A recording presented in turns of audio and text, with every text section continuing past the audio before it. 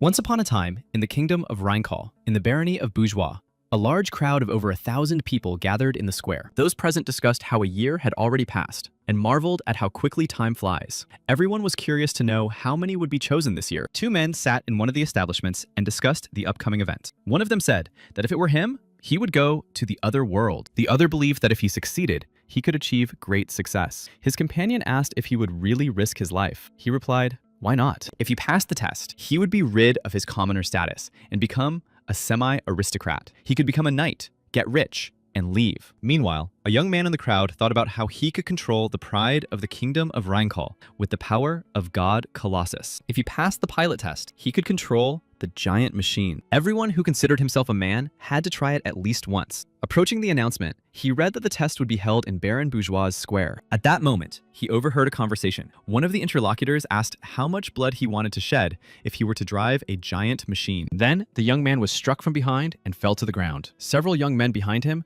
told him not to stand in the way of future pilots. One of them, named Thomas, grabbed the guy by the hair and asked how he dared to walk in front of the test site, or if he wanted to go to the other world. He was immediately surprised by the smell coming from him. His friend said that perhaps he had no one to take care of him. Saying that they were late, Thomas's friends called him to come with them. He left the boy, saying that it would be better if he didn't see that ugly face before the test. After a while, the Baron, who had already tested thousands of people, said that there was not a single worthy candidate and invited the next one. Another young man who tried to pass the test failed, and the Baron said to take him away because he was terrible. He yelled at the candidates that they were terrible and talentless and asked how long they were going to continue to embarrass themselves. He urged everyone to try to lift the magic stone and become a novice pilot of a giant machine. The Baron promised to reward the winners and their families. One of the spectators, hearing this, said that the reward was ridiculous. Another said that they were trying to impress the royal family with their candidates and that the Baron was already getting angry because it wasn't working. For the sake of the test, they even stopped the factory,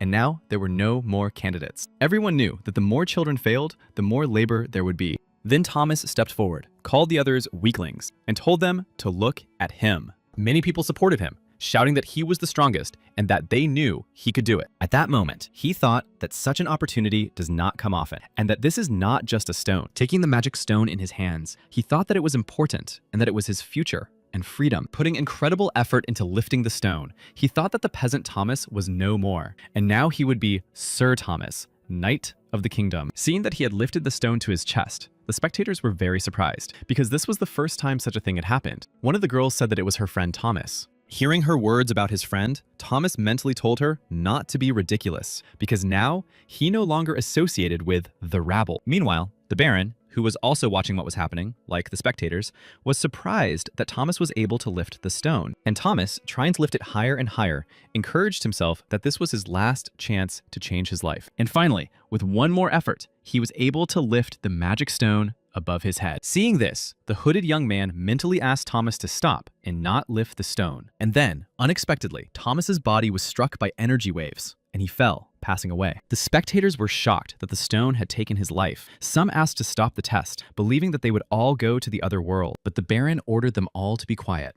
and, reminding them that the kingdom was at war, called the next candidate. But literally a minute later, he noticed that there was no one left in the square, and he did not understand where everyone had gone. He shouted that they must have a good life, and that this was what he got for his kindness. Pointing his finger at a few people who were in horror, the Baron told them to come to him, but they said they were going to leave. Otherwise, they would end up like Thomas, and being a peasant wasn't so bad anymore. But when they approached the exit, they realized that it was blocked by the Baron's guards. While the guards forced the young men to return to the competition, the Baron said that they had a choice, either to rise up or to go to the other world. Everyone gathered again in the square, and the Baron said that those who were too weak for the test were a waste of money. Among the crowd was a young man in a hood who raised his hand. When people saw this, they began to say that he was crazy. Everyone turned and looked at him. Someone in the crowd said that this guy claimed to see ghosts and should be sent to the other world. The Baron also saw that he had raised his hand and immediately thought that he was just another poor man. The young man asked him to give him a chance. The spectators began to argue that it was not right to work all the time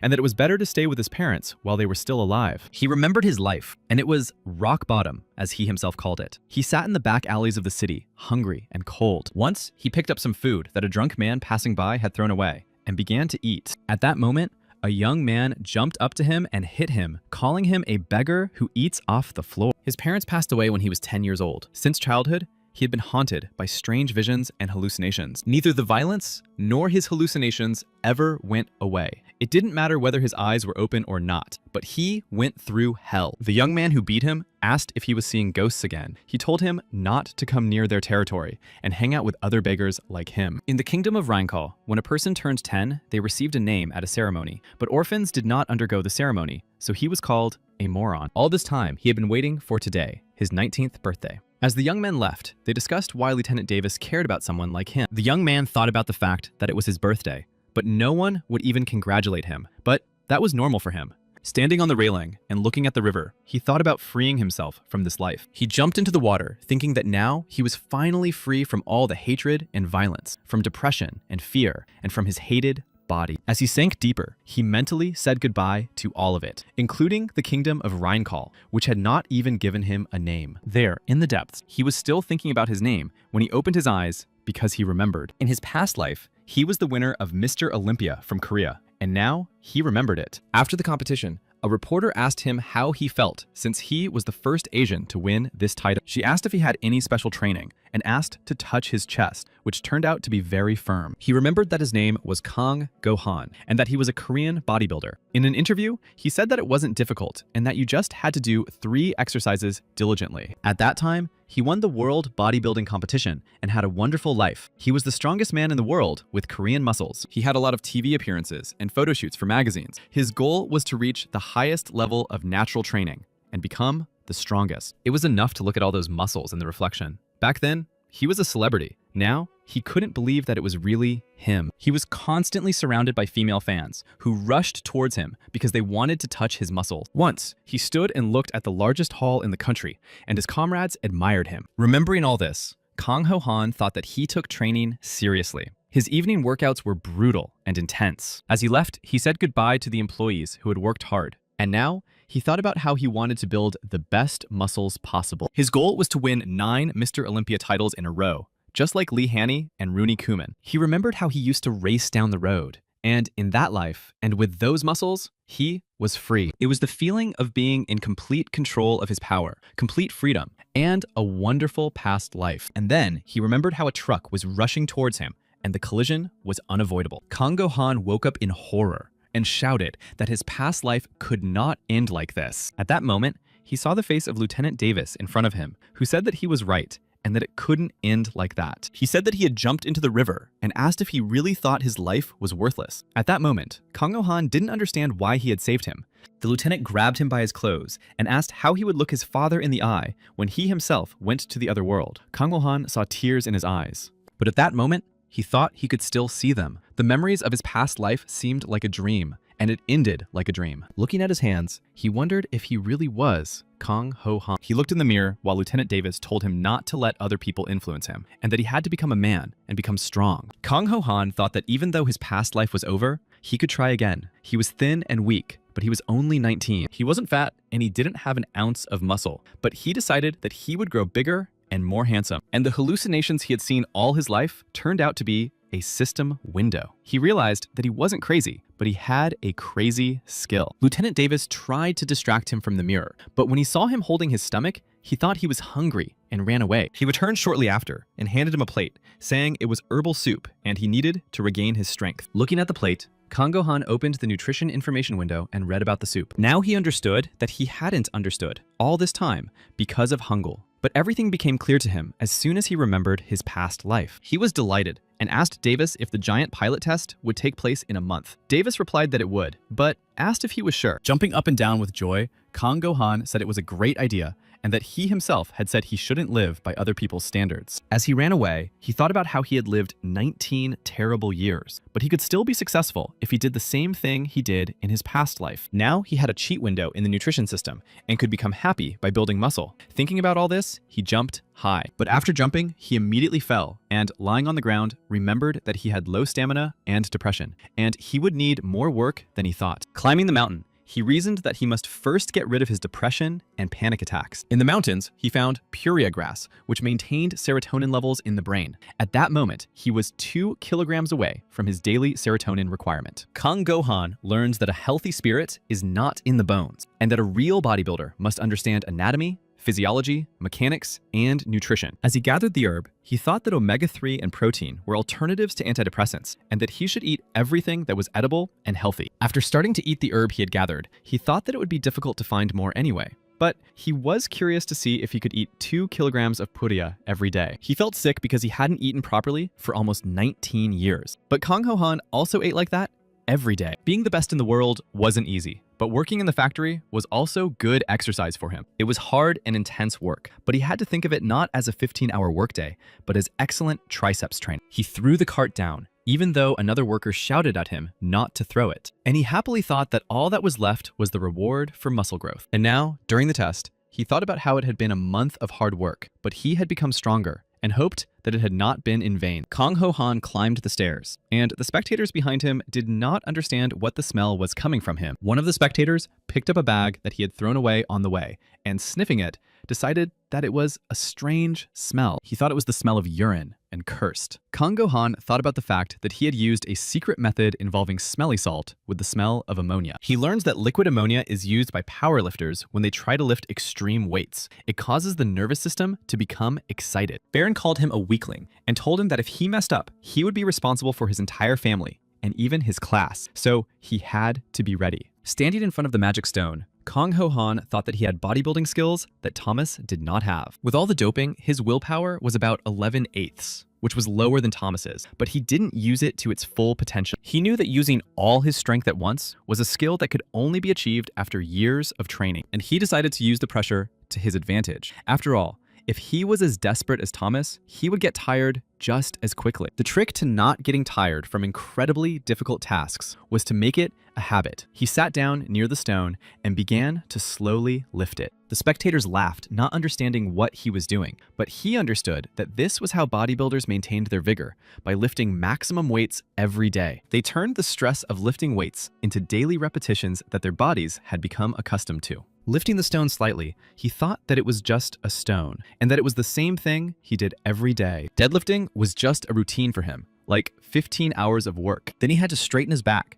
squeeze his buttocks, breathe deeply, and pull in his stomach. He convinced himself to accept it with his whole body and focus his strength. Kang Ho-han clenched his thumbs and aligned his center of gravity. He was able to lift the stone even higher. He used his weightlifting skills, bending and straightening his legs to engage his upper body. Finally, he succeeded and lifted the magic stone above his head. The crowd cheered that he had done it and compared him to a bull. The Baron began counting down from 3 to 1 and was surprised that he had actually succeeded. After the countdown, Kang Ho-han threw the stone on the floor to show that he was done. The crowd cheered. Finally, they could all go home. Someone asked how he knew how to lift the stone, calling him a genius. The Baron, thinking that it was finally over, asked him his name. Hearing this question, he hesitated a little, and the audience thought that he had no name. Finally, he said his name was Kang Ho-han and thought that he would become the best again, and he would become the best in the kingdom of Rheinkall. But his legs were still shaking, and Kang Ho-han realized that his endurance was still low, so he decided to start training his lower body. After a while, Baron Bourgeois put a weapon to his shoulder and asked if he would always remember the weapon around his neck, and would he promise to sacrifice his life to protect this kingdom? Kang Gohan, meanwhile, thinking that this was not really his life, said he would swear. The Baron appointed him a knight of the kingdom of Rheinkall and said that his knightly surname would be Yahello, and he must serve the kingdom with valor. After that, the Baron told him to stand up and always remember his oath, and when Kang Ho-han stood up, he promised to seal this honor in his heart. People discussed how he had recently been a resident like them, and now he was a writer. Now he could say goodbye to the furnace at the factory, and he would be fed to his heart's content. The Baron said that according to the privilege given to new knights, Yahello could choose 2 people as his squires. In the crowd, one person whispered to another not to stare, because in a society with such a strict hierarchy, it was difficult to look into the eyes of people from different classes. Now Kang Gohan had become the one who chose. Squires obeyed knights, but it was still better than 15 hours at the factory. One of the spectators said that he thought the 9th team, which was in the same dormitory as him, had a better chance. And Knight Yahello, after thinking for a moment, said that his squire would be from the 9th team. It would be Commander Davis, and he would choose the second one later. Lieutenant Davis was very surprised. Kang Go-han thought that he was his father's friend and the only adult who cared about him. This man had saved more than one life, and thanks to him, Kang Go-han also got a second chance. Baron Bourgeois laughed at his decision not to take one person away from him and said that he would receive a gift. He presented him with a magical weapon, a shapente, which was enchanted with magic that made it stronger and sharper. And for the townspeople, he arranged a day off. Looking at this gift, Kang Ho-han thought about how in his past life, he was just as dirty, but he broke through the soil and became a mighty tree. Later, when Kang Ho-han was sleeping, his dorm mates woke him up, saying that he needed to get ready quickly or he would have to stay longer again. After a while, he was already at the factory, where he sometimes had to stay until midnight. But he didn't understand why he was there. Suddenly, one of the workers shouted that the furnace engine had exploded and the evacuation had begun. Another asked Yahello what he was doing and that they needed to run. He thought about how he was sure that yesterday he had become a knight and decided that it was a dream. At that moment, he woke up and realized that there was no need to run and that it was a dream. He hadn't slept so soundly in a long time and even forgot to take off his uniform. He saw an information window that announced that the magic stone was filling him with energy. Looking more closely, he realized that he had lost muscle mass and did not understand why it had decreased, but his mana and magical power had increased. He thought that this was the energy used by knights and wizards. Lifting weights built muscle, and perhaps lifting the magic stone strengthened magic. He tried to summon a storm, but it didn't work. Looking at himself, he thought it was strange because he had lost some muscle, but his body seemed stronger. He thought it was the effect of magical power. At that moment, his squire Davis entered the room and said it was time to go. He bowed, but Kang Ho-han approached him and said he had asked him not to be so formal with him. Davis wanted to object, but he said it had nothing to do with his family. Davis realized he was talking about him and said he hadn't heard the word family in a long time. Kang Go-han showed him his muscles, which were very tense, and asked if he looked like a real writer. He said it was impressive. Davis suggested that he go outside and look around, and showed him the place where the knights trained. They were dressed in clothes made from monster skin. Their muscles were like those of beasts, and they had long weapons. The magical power and mana of these knights were several thousand times greater than his. Knights who were formerly commoners were given surnames according to their rank: yellow, green, blue, red, white, black, silver, and gold. Kang Go-han became yellow, and now he was curious how long it would take to catch up with them. Suddenly, someone put a hand on his shoulder and asked if he was the guy who passed the test. He saluted the person who approached him and introduced himself as Kang Go-han Yellow. The other person laughed and called him a yellow-bellied coward. He told the other knights present that they had a newcomer. They noticed his physique and said he had excellent shoulders. They asked if he had already embraced his new reality and was ready to jump into the giant. The knights told him that real hell awaited him and warned him not to be upset when he realized that he would not be able to control the giant after the test. He was very surprised because he thought that knights became riders immediately. The man who approached him first said that he had a red rank, and only those with white or black ranks officially become riders. One of the knights said that it was not enough to hold the stone to be trusted with a huge machine, and that there was a 3-month selection process ahead. Of course, not everyone would pass this selection process, and if he failed the test, he would not go to the Rider Academy, but to the Academy for Ordinary Knights, like them. They said that he should accept the fact that he would become an ordinary knight, because almost no one passed this test. It was even more difficult for commoners. The men said that becoming a knight is already a great success, and it is better for him to listen to his elders so as not to go through sweat and blood before it is too late. At that moment, Lieutenant Davis approached him and said that they needed to go because a senior knight was summoning him. Davis took him by the hand and led him away. Kang Go-han thought that they might look like silly old men, but they were still stronger than him, and he had a long way to go. They were running when they suddenly saw a man and were a little frightened, and Davis fell to the ground. This man was lifting a magic stone, and Kang Go-han thought that he had barely lifted a stone the size of an egg, but this one looked like a watermelon. He seemed to be not a man, but a beast, and Kang Go-han admitted that he had never seen such amazing muscles. His name was Kultz Black, and his rank was black. This was the surname of a real candidate for the riders. Judging by the stats window, the difference between them was small: 3 kilograms of muscle and 3% body fat. Kang Go-han thought that at his age, people usually became emaciated old men, but he looked perfect. Approaching him, Kultz Black asked if it was him and told him to get in. He started to get dressed, and Kang Go-han thought that he hadn't even introduced himself, that he wanted to look the same. A semi-automatic carriage was waiting for them, and Davis said on the run that it moved faster than usual thanks to steam traction. Getting inside, Kang Go-han said that it looked medieval, but the engineering technology was impressive. He compared it to a large camping vehicle. The driver pulled the lever, shouting that they were leaving, and immediately spurred the horses on. After a long pause, Kang Go-han said that they would probably be spending a lot of time together, but he didn't even know the knight's name to address him properly. Celts Black replied that he could just call him Sir until they got to know each other better. He said that the road to the training center would take 5 days, and that they were now leaving the safe zone. The carriage raced down the road, and he continued, saying that they had to be very careful outside, and that the slightest step or touch of the wrong stone was dangerous. Standing up, he said that he had to follow orders without question, and if there were no orders, he should do nothing and ask no questions. Throwing him a magic stone, Black said that they would continue training even on the road, and that he would not have the strength to ask questions. He gave Yahello the task of lifting the stone 30 times above his head, then doing 30 squats, 3 minutes in a horse stance,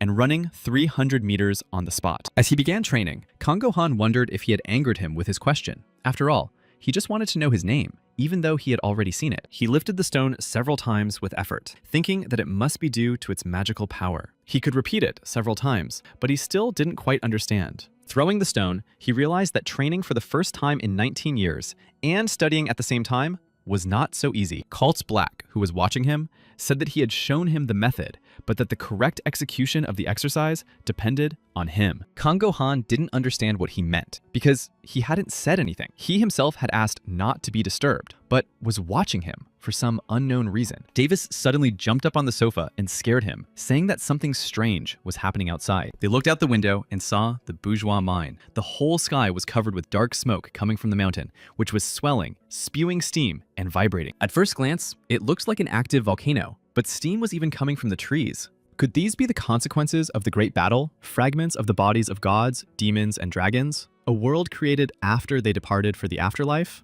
Kang Go-han had a feeling that there were sources of energy everywhere that lived their own lives. It became clear why mechanical engineering was so advanced in this era. At that moment, Davis grabbed him by the shoulder and asked him what was wrong. He replied that he had suddenly lost his breath. Kang Go-han himself felt as if the force of gravity had doubled and was delighted by this. Celts Black laughed and said that he should not be surprised. He clarified that this was apparently a zone of high gravity, and Black confirmed his guess. Black explained that the cause of the anomaly was the core, and if it was not destroyed, humans would not survive. Therefore, they only existed outside their territories. Now Kang Go-han understood why the giant riders were so important. They were necessary for destroying the cores. Celts Black was surprised that he understood immediately, because such insight was hard to find among commoners, but he thought it would be difficult for him to become a rider. After all, if a person had not received an education from childhood, it was almost impossible to quickly increase their strength. And he mentally decided that Kang Go-han would soon understand the despair he felt. Kang Go-han realized that he needed to stimulate his muscles to feel magical power,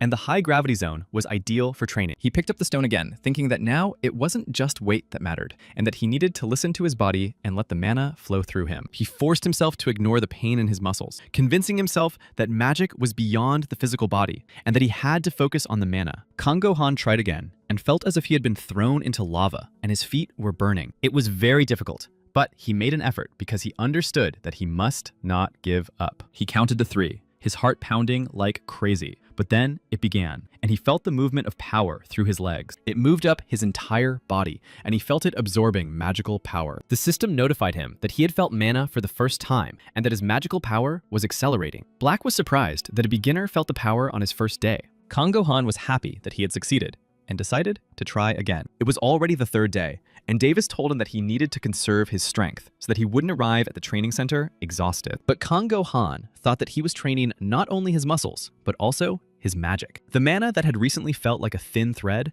now resembled a spider's web. After doing another set, he replied that now was the best time to train. Finally, his magical power had increased 21 times, and he decided to take a break to restore his willpower and mana. Kang Go-han's muscle mass had decreased by 400 grams, but his strength had increased by 1 unit, and he believed that now he was quite a strong weakling. Magic allowed him to go beyond the limits of the human body and achieve the perfect form. What if he added magic to his training? He would have a divine body. But there was a problem. In the process of accumulating mana, fat and muscle mass were burned. The bodybuilder's pride did not allow him to give up his muscles, and eating food was also part of his training. Suddenly, the cart swayed, and Davis barely managed to stay on his feet. Kang Go-han realized that they had left. They had left the high-pressure zone, and Davis could finally breathe normally. Kang Gohan clutched his head because training under pressure was his favorite, but Davis warned him that it would turn him into a monster. The carriage swayed again, and they thought they had entered the high gravity zone once more. But then the driver appeared, and turning to the night, reported that there was an ambush and goblins were approaching. Colt Black, who had been sleeping peacefully all this time, replied that it was very annoying. During the great battle, the gods, demons, and dragons hated each other and sent each other to the other world. As a result of these battles, filled with blood and flesh, monsters began to appear. Kang Gohan thought he could see them for himself and looked out the window with Davis. There he saw goblins approaching the carriage, each with a magical power of 700. And the normal strength of goblins was 10 times greater than that of an ordinary human. They were like vicious gorillas, smoking like armor just taken out of the furnace. Leaning out of the carriage, the driver began shooting at the monsters and hit one of them. The goblin fell, but after a while, Kang Gohan was surprised to see that it had risen again. Apparently, the bullet wasn't powerful enough, but its speed was also insane. Meanwhile, Colt Black finally woke up and, revealing the weapon hidden in his glove, got out of the carriage. His magic power was 5,873, and he quickly dealt with all the monsters. Looking out the window, Kang Gohan admired the greatness of the Black Knight. Davis asked how he knew he was black. He said he would tell him later. Suddenly, the travelers heard strange sounds coming from the forest and the trees shaking. A group of goblins, resembling a pack of rabid dogs, was approaching them. It seemed as if someone was chasing them, and they began to peer into the forest. When they saw that an ogre was following them, they all thought it was bad. When he saw the information window, Kang Gohan couldn't believe the numbers and thought his eyes were deceiving him. His muscle mass was 950 kilograms, and his magical power was 15,000. Realizing that the goblins were apparently using them as bait,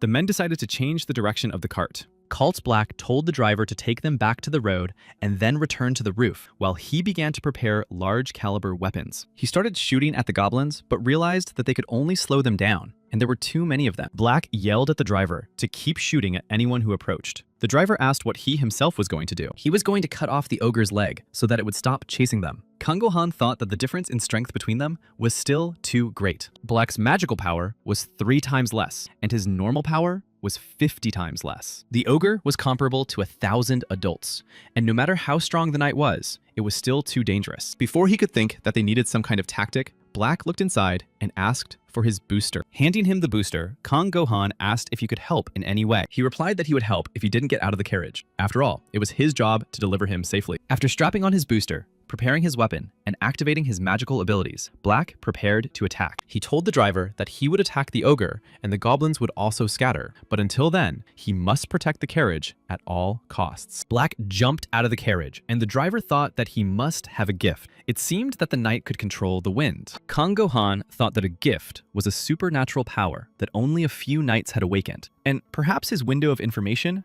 was also a gift. The driver continued shooting and said that fate was on their side and that victory was assured for the knight with the gift. And today, only the goblins would lose. Soon, flying over the monsters' heads, Colt Black landed behind the fence and attracted his attention. The ogre turned around, preparing to attack, but Black jumped aside and said that he was moving too slowly and that he was already somewhere else. Looking at this, Kang Gohan said that Black was faster than him. Davis couldn't even see the movements. Although the ogre was strong, without speed, it was completely useless. Meanwhile, Black was distracting the ogre and dealing with the goblins at the same time. His plan worked, and after a while, the pursuers fell behind the cart. Seeing this, Black shouted that the time had come, and it was time to start the main game. The ogre attacked him with his weapon, but Black jumped out of the way in time. Jumping at his opponent from the other side, he struck and hit his leg. Kang Gohan was delighted to see that he had hit his target, and Davis said that the weapon had hit the mark. But Black turned around and thought that this couldn't be. His body was like metal, and his weapon left only a scratch on his opponent's leg. And then he noticed that the ogre had become enraged. His skin began to tighten, and his body began to swell. The monster began to attack, becoming much faster, and Black could barely dodge his blows. The ogre struck again, and Kang Gohan and Davis, who were watching, began to worry about the knight. At that moment, the driver saw a goblin approaching them. He didn't understand why it hadn't run away with the others. Apparently, it was targeting the cart. He started shooting at it, shouting for it not to come closer, and that this time, it wouldn't dodge. He managed to hit the goblin, and it fell, but at the last moment, it caught hold of the roof and climbed back up. Deciding that it could break the carriage, the driver started hitting it with another weapon to make it let go. Kang Gohan, who was looking out the window, decided that if they didn't deal with him, they would be finished. Realizing that he had to do something, Kang Gohan rushed for his weapon. Seeing that the goblin had already climbed onto the carriage and was ready to attack the driver, he knew he had only one chance. He prepared to attack and needed to concentrate all his magic into one strike. It was his one and only PM. Meanwhile, the ogre attacked Black with weapons emanating from his body. Black barely managed to dodge the attacks, and at one point thought that now it was his turn to give it his all. Quickly running up to the ogre from behind, he said he wasn't done and had one more strike left. Meanwhile, Kang Gohan focused and struck the goblin that had attacked the driver with his weapon. The driver yelled at the monster to leave him alone, pushed it away, and noticed that the goblin had already been defeated. Davis, who was watching Black's actions from the window, warned that the knight's gift had helped, and the ogre could no longer catch up. Jumping back onto the cart and seeing the defeated goblin, Black asked if Kang Ho Han had done it, and if he had used magical power. Meanwhile, he was thinking about how he had been able to release all his mana at once for the first time. The mana had been used to its limit, and the magical power was developing faster. Inside the cart, bandaging his wounds, Black thought it was strange that ogres had appeared in this area, but even stranger was that the newbie had sent the goblin to the other world. After all, it hadn't even been a week since this puppy had touched the magic stone. He even thought that maybe he was a genius. And then Kang Gohan turned around and asked him what to do with the goblin's lifeless body. Black replied that it was his prey, and he could sell it at the training center. Monster bodies don't rot, so he could leave it there. Kang Gohan was surprised that they didn't rot and asked if he could eat it. Black replied that eating such meat to increase magical power was just a rumor. He had tried it himself, but got indigestion, so it was not worth doing. But he replied that everything would be fine with him because his gift was an information window about nutrition, and that was the main ingredient in magical compounds. It was a kind of protein because magical power also had a dietary supplement that promoted growth, just like muscles. Black thought about why he should try to convince him, and that it was none of his business if he made himself worse. After a while, he was already frying the meat, and the information window told him how long it would take for the toxicity to be eliminated. Finally, the information window signal disappeared, and everything was ready. Kang Ho Han gritted his teeth and was ready to swallow the meat to increase his magical power. Taking a bite, he didn't understand the taste he felt at first. Davis said that it probably wasn't tasty.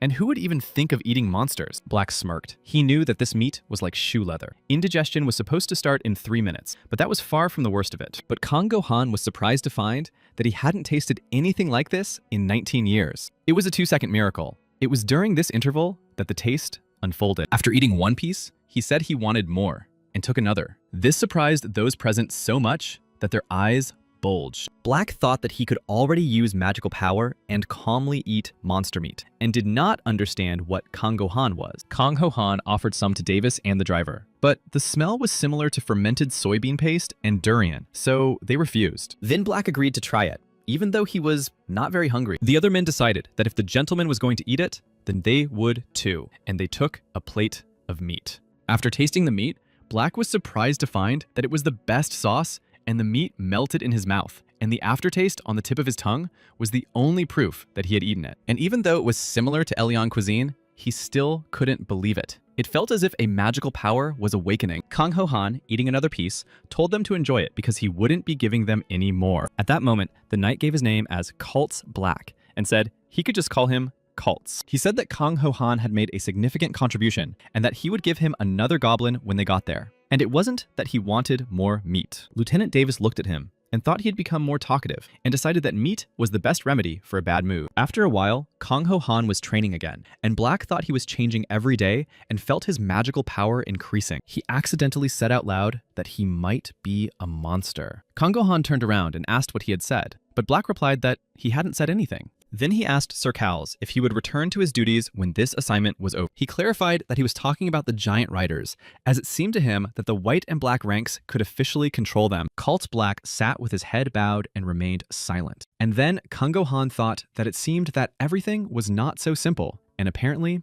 he was angry. Finally, Black broke the silence and said that he had been expelled from the academy. Kang Ho Han was very surprised by this. He said that during the mission, they were attacked by the kingdom of Logot. There was an order to retreat, but he ignored it to save his friend. As a result, he failed and lost the giant. Disobedience is a serious crime, and his expulsion was inevitable. He spoke about the giant, saying that losing the machine was like a bird losing its wings. And so he asked Knight Yellow Kong Gohan never to repeat his mistake and to be much more careful. As he left, Black said that they would arrive tomorrow, so he should stop training and check his condition. Looking at him, Kong Gohan thought that it was melancholy because deep down, he wanted to return to his former life and his muscles. After a while, he was doing some stretching. Davis said that he had been told not to train today and that it was time to get dressed. Looking out the window, they saw a group of workers operating a huge machine. They realized that they had finally arrived at the training center, the place where raiders were trained and giants were created. Kong Ho Han climbed out of the hatch and saw a giant machine whose power was comparable to that of the gods. Getting out of the carriage, Black announced that a candidate from Baron Bourgeois, Sir Kang Gohan Yellow, had arrived. He showed the royal examiner's certificate. Meanwhile, he stood and looked at the giant, which was 8 meters tall, like a 3-story building. It looked more like a living beast than a machine. A man emerged from the giant, and Kong Gohan saw that his name was Rafal White, and that he had almost 3,000 points of magical power. He realized that this was, of course, a white-ranked official cadet rider. He looked to be about 20 years old, but his characteristics were on par with those of a 30-year-old knight. Taking the documents, Rafal White ordered the trainees to line up on the training ground. Standing in line, Kong Gohan thought he had returned to the army, and then he saw people in front of him and became curious about who these spectators were. Perhaps they were trainees and escorts who had arrived earlier. Then he saw that hundreds of people had gathered around the giant, and they all had stern looks on their faces. The men sitting on the giant discussed that it was the last group's turn. They were curious to see how many newcomers would pass in the end. Rafal White, introducing himself as the training center instructor, welcomed the last group of 13 people. He said that their actions would determine whether they would move on or become temporary guests. The entrance test began, and one by one, they had to sit in the giant and take off. Kong Gohan was surprised. He didn't know there would be an entrance test. He looked at Black, who didn't say anything to him, and realized that this was why he had to stop training. Starting to get angry, he thought about how many tests there would be if he was now a cadet candidate, and they should teach takeoff before starting practice. Then someone behind him said that he was obviously a commoner, as it was written on his sloppy face. Kong Gohan turned around to see who was adding fuel to the fire. It was a girl who introduced herself as Lowen Yellow and asked his name. He introduced himself as Kong Gohan Yellow. She explained that landing in a giant synchronization and activation is takeoff, and added that poor people don't know that. After her words, Lowen Yellow smiled, made a gesture with her hands, spreading her fingers, and said that this is how it should be done. Kong Gohan did not understand that this was possibly a way of greeting among free people, intertwining their fingers when meeting for the first time. Making the same gesture, he reached out his hands to her, but Lowen, angered, asked what he was doing and that he could lose his hands. Crouching down, she said that he should put his hands on the bottom of the cabin. This would synchronize the rider's power with the giant, and the engine would start. She said that after that, enormous pressure would be exerted, and once he had overcome it, he should stand up, and the takeoff would be complete, thus completing the synchronization. Kong Gohan listened to her words in surprise, and she finally said that this way, the rider and the giant would become one. Lowen added that this way, the giant would repeat his movements, and he would see the world through its eyes. Patting him on the shoulder, she said that he didn't need to worry. His magical power would be enough. At first, she thought he wasn't poor. He thought that she could probably sense magical power. He thanked her and asked how she knew all this. She replied that her family had a great passion for education, and that she had touched a magic stone at the age of 14. Lowen advised him to take a closer look at their rivals, a group of 13 people. Among them, only 4 stood out, including them. Pointing to one young man, she said that at first glance, he looked strong and was almost 2 meters tall, and his name was Curled, she thought. Pointing to another young man, she said that he was quite handsome, but had a sharp gaze. His name was Harcrux, and he was also from a poor family. But he had accumulated enough magical power, and his concentration was excellent. Listening to Lowen, Kong Gohan did not understand how she obtained this information. Meanwhile, she said that the test was about to begin, and suggested that they watch. Before the test began, Rafal White instructed them to remember one thing: not to lose their minds, and pressed the projector button. An image from the cockpit appeared, and Rafal White warned that they could suffer serious injuries, or even death. He said that when takeoff began, they would be subjected to tremendous pressure, and at first, it would seem as if they were suffocating, and then their heads would spin. They would have to decide whether they were capable or not. If they felt they were losing control, it would be better to abort the takeoff. He added that it was better to fail the exam than to go to the other world, and that only the best of the best ever became writers. There was no shame in failure, and he said it was better not to try to overcome what they did not understand. Giants are fighting machines that imitate gods, created in their likeness using ancient knowledge. And today, they would understand what it meant to gain their power. Finally, it was time to take off, and Rafal White told the examinee to put both hands on the floor. The first examinee, as instructed, squatted down and, putting his hands on the floor, immediately felt a powerful pressure.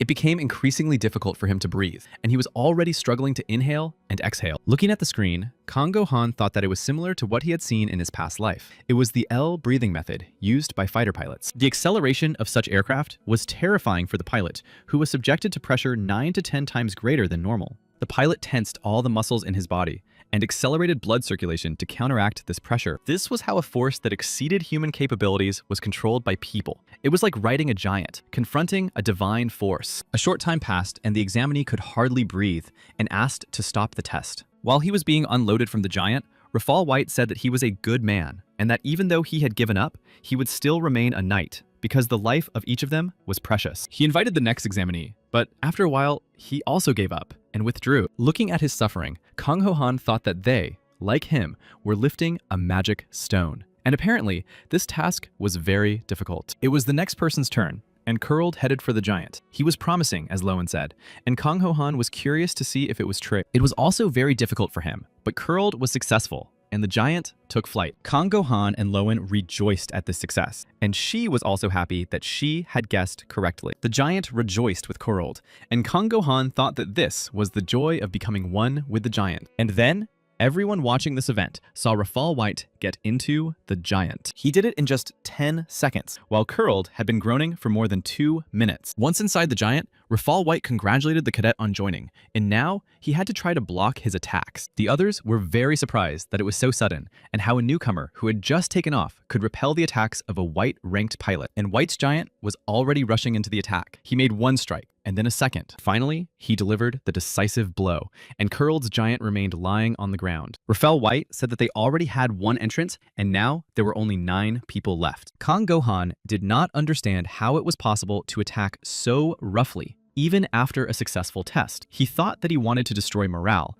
and intimidate everyone. Finally, Rafal White gave the command to continue the exam. Everyone watched the next candidate trying to overcome synchronization. It was becoming increasingly difficult for him to breathe under such pressure, and the others thought it would be better for him to give up. After a while, he fell. Suddenly, the security system sounded an alarm, indicating that an emergency had occurred, and the riders rushed to help. But as soon as they entered the giant, they realized it was too late. The examinee had passed away. Seeing his lifeless body being carried out on a stretcher, Kang Go-han wondered if he could handle it himself. The atmosphere in this place was completely different, and these people were not like the idiots from the Baron's castle. Among their group, 1 was seriously injured, 5 had minor injuries, and 1 had passed away. But they did not waver at all. They had the willpower that could not be shaken by failure, even if something terrible awaited them ahead. When it was the next person's turn, Harcrux volunteered to go. Kang Go-han watched him calmly enter the giant and thought that it was probably politeness to those who had failed and that he would not run away. Soon, Rafal White reported that Harcrux was the second to pass,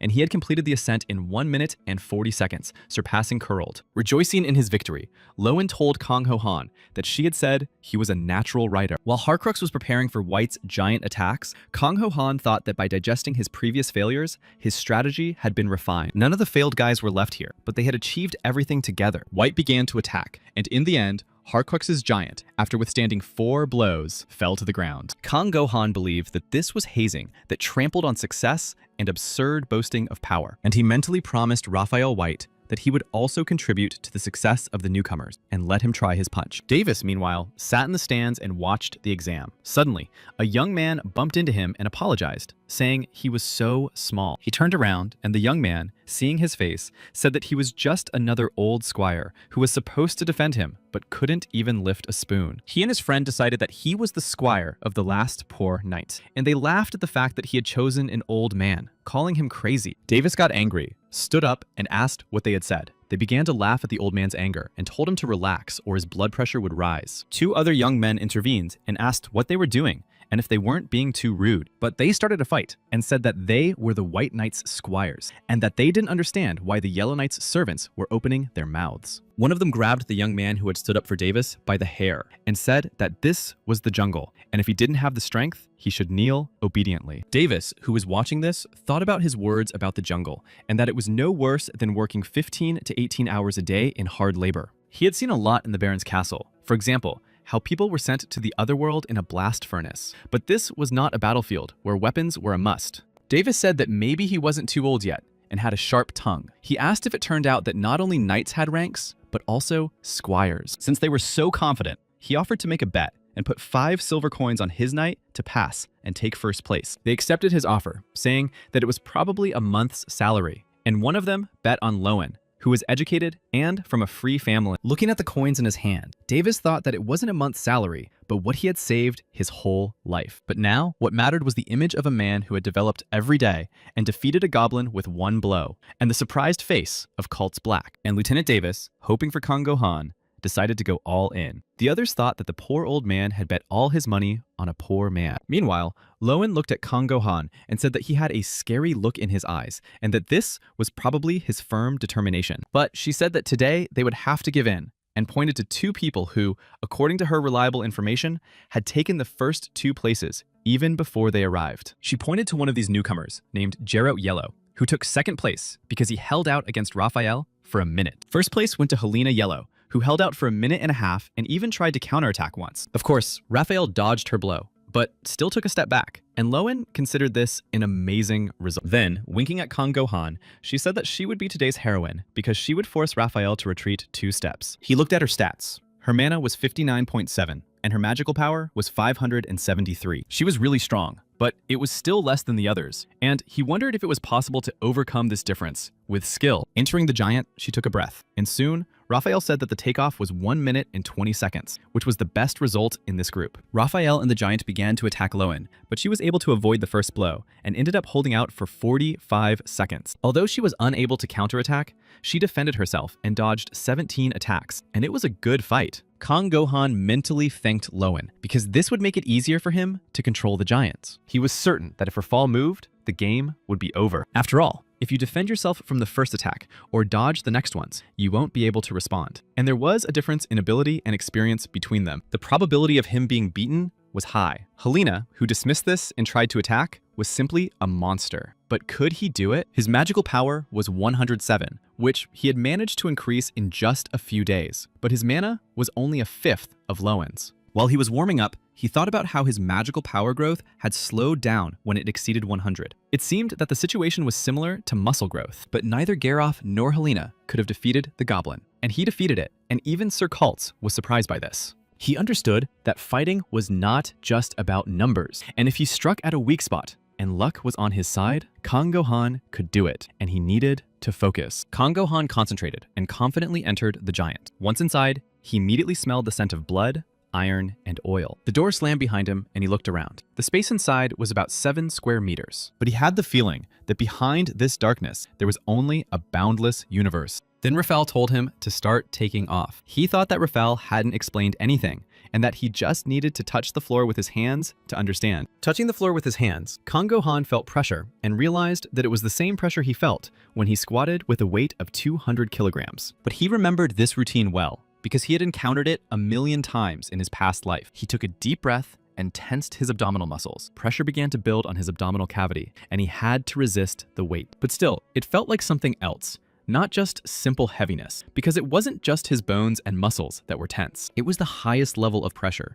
as if even his soul was being pulled to the bottom. But it was not like pressure from above. Kang Han had the impression that a giant was absorbing mana, as if creating a vacuum. He realized that he needed to feel the magical power because that was the only way to cope with such pressure. Kang Han tried to gather his entire body and squeeze out his mana. Finally, he felt the giant's heart, a pulsating, unknown force. This force grew and, like a pump pumping water, Kang Han pumped it out in one breath, without hesitation and without losing strength. It felt as if his whole body was falling apart, but he made one more effort. Finally, he succeeded, and synchronization with the giant took place. Even Cult's Black watched this process. It was a success, and in less than a minute, those present began to ask if he was not one of the poor. Kang Han opened his eyes and rejoiced in his victory. It was sweet for him. He looked at the people below and realized that now he could see everything through the eyes of the giants. Freed from his small and weak human body, he felt superior, as if he had become a god. He had a feeling of omnipotence, capable of destroying even the most enormous mountain.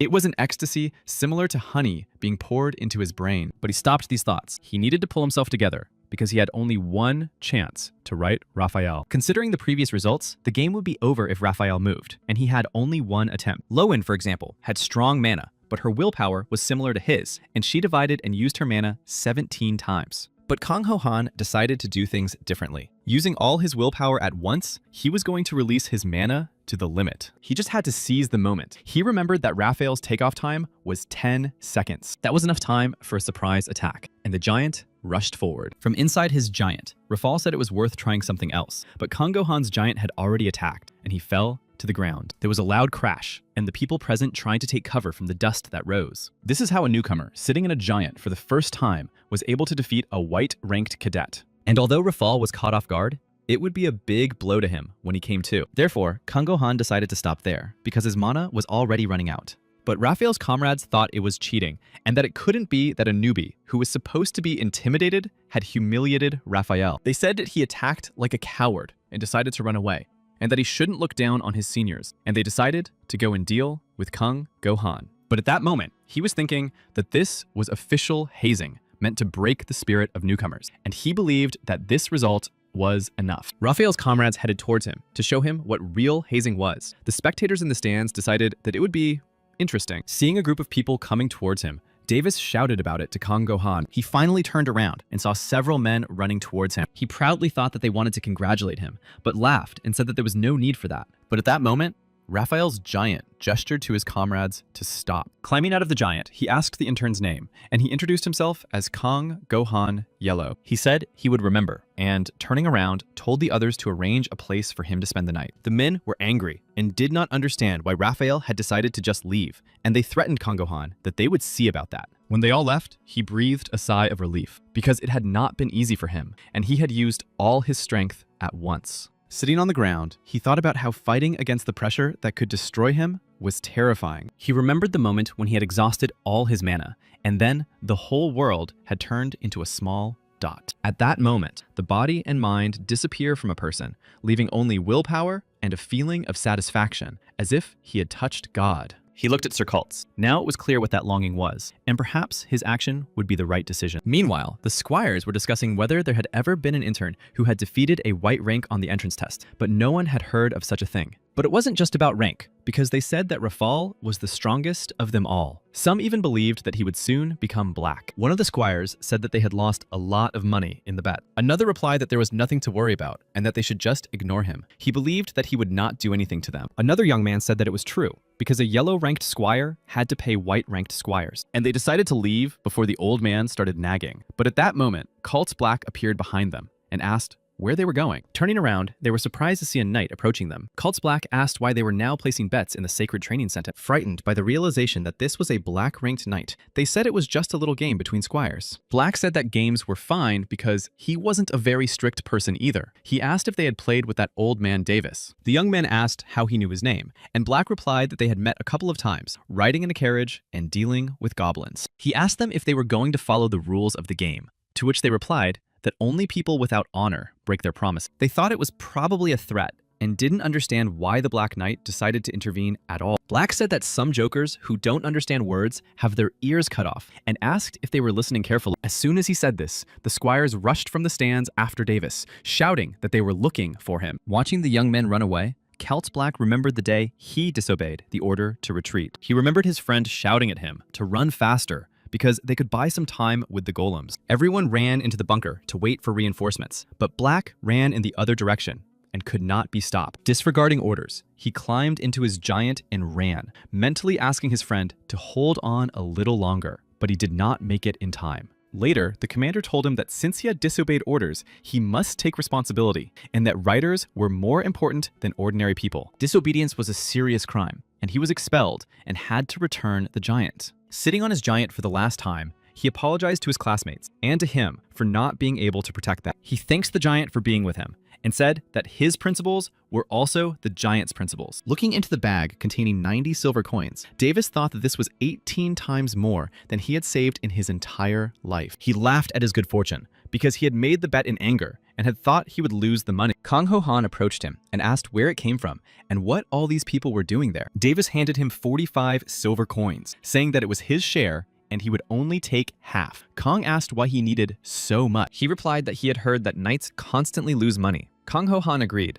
because they had to pay taxes. At that moment, a man approached them and, introducing himself as a supply soldier, said he would take him to his place of residence. Kong Ho Han realized that he had acted officially, but asked him to wait a moment and walked away. At that moment, Cult Black was thinking that perhaps everything could have turned out differently if Kong Ho Han had been able to develop at a faster pace. Kong Ho Han approached him and asked what he was looking at. Black replied that the weather was nice and added that he was no longer obliged to train him. He said that now he needed to follow the instructions of the training center, and Kong Ho Han said that he wasn't sure, but wanted to try. He said that the ecstasy during takeoff and the feeling of omnipotence were impossible to forget once you had experienced them. And so he asked Black to join him as his squire. Black got angry and said that he was crazy. Holding out a bag of money, Kong Ho Han said it was a deposit and that he was betting on Sir Kalza's abilities. But then he realized that wasn't the problem. So he said he would let him control the giant. He would become a truly outstanding rider, and his squires would also be granted permission. Clutching his head, Black asked what he was talking about. He said that a rider who disobeyed orders would never be able to ride a giant again. Kong Ho Han replied that there were no unbreakable rules, and that he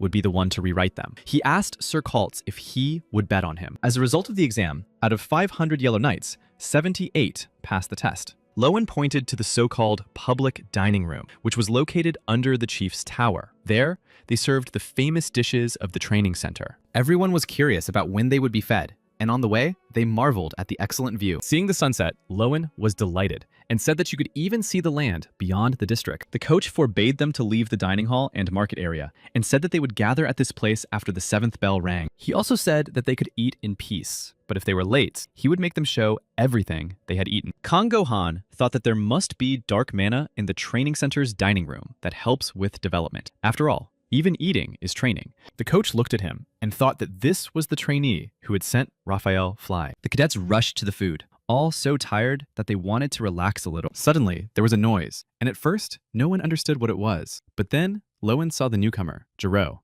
He had apparently bumped into Harcrux and was now standing there swearing that they had apparently just decided to shut up and eat. Turning to Harcrux, he told him to open his eyes and asked if he was one of the poor. Then he added that beggars were getting on his nerves today. Harcrux got angry, asked him to repeat what he said, and rushed at him with his fists, but Garo dodged his blow. Turning around, he punched his opponent in the face, knocking him to the ground. He said it was worth clarifying that everyone with the surname Yahello was equal in rank. The other cadets, enraged, were ready to fight him and asked where he came from, calling him a lick-spittle. They asked if he really thought he could do whatever he wanted just because he was a nobleman. They said he only opened his mouth because he had come in 3rd place. Gerot said they could come closer, and when they rushed to attack him, he easily scattered them in different directions. At that moment, Harcrux ran up behind him, but Gerot noticed him and kicked him. He fell, and Garoth pressed his head to the ground with his boot and said that he was annoying him, and now he would behave more quietly. He said that from now on, they needed to be more careful, especially the poor.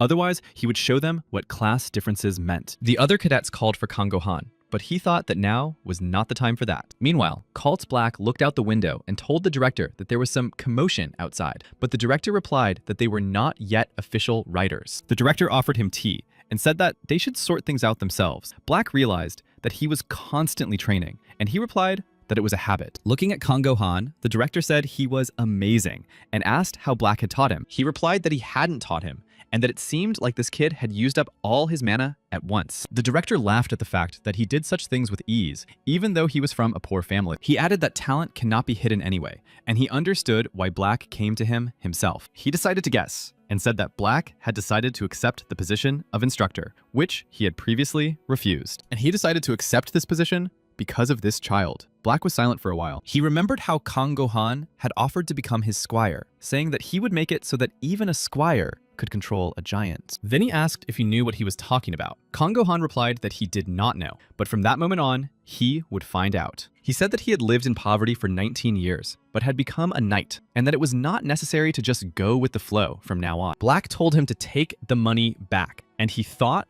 that he was refusing after all. He said that he was very surprised today that he could use mana freely, even though he had lifted a stone a week ago, and that he could be considered a genius. But he clarified whether he used mana at once. and Kang Go-han asked how he knew. He replied that the method of using mana in one burst was the technique of the legendary writer Gurpin Galia, but you need to be sensitive to your strength. Kang Go-han thought that it was the same with muscles. It was not enough to build them up. You had to know how to use them. There's even a condition called gluteal amnesia, caused by the habit of sitting for long periods of time, when the muscles atrophy and sensitivity is dulled. And even though beginners in fitness do exercises for the glutes, these muscles are not stimulated at all, so all the load goes to the lower back and knees. Proper stimulation is important in exercise. For example, in chest exercises, you should feel like your chest is about to burst. It takes a long time to strengthen and properly control the motor nerves. But what about magical power? Kang Go-han understood that Black was saying that magical power cannot be controlled perfectly, but he did it. But Black replied that it was a huge risk to his life and not an easy decision. Black said that he had shocked him twice. The first time was when he defeated the goblin, and the second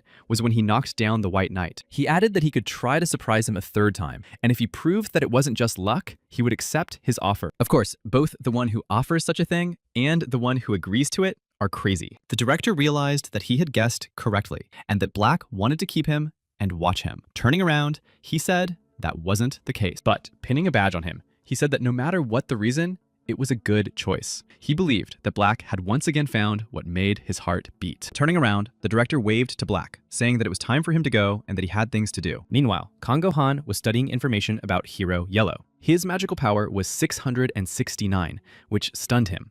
He had 4 times more power and 6 times more mana. In addition, he had amazing fighting skills, and he would not be able to defeat him. At that moment, Lowen approached him and asked if he knew why Garo was behaving that way. He replied that the rich kid was angry that he had been surpassed on the test. He walked away, and Lowen, angry, said that he knew everything, but was leaving anyway. Kang Go-han replied that this was not the most important thing right now. As he walked away, he thought that poor people did not have time for games, and that he would have to develop his magical power even in his sleep to close the gap. Right now, the most important thing for him was dark mana, and he tried to find it in the dining room. Lowen followed him and said that he was a coward, but that wasn't true. Staring at the food and realizing that something was wrong, Kang Go-han began to get angry, and Lowen asked him what he was looking for, but he didn't answer. There was too little food with dark mana in the dining room and too much with light mana. He didn't know how to understand this and didn't understand what spirituality in food was. Looking at what spirituality was, he realized that it was a form that mana turned into,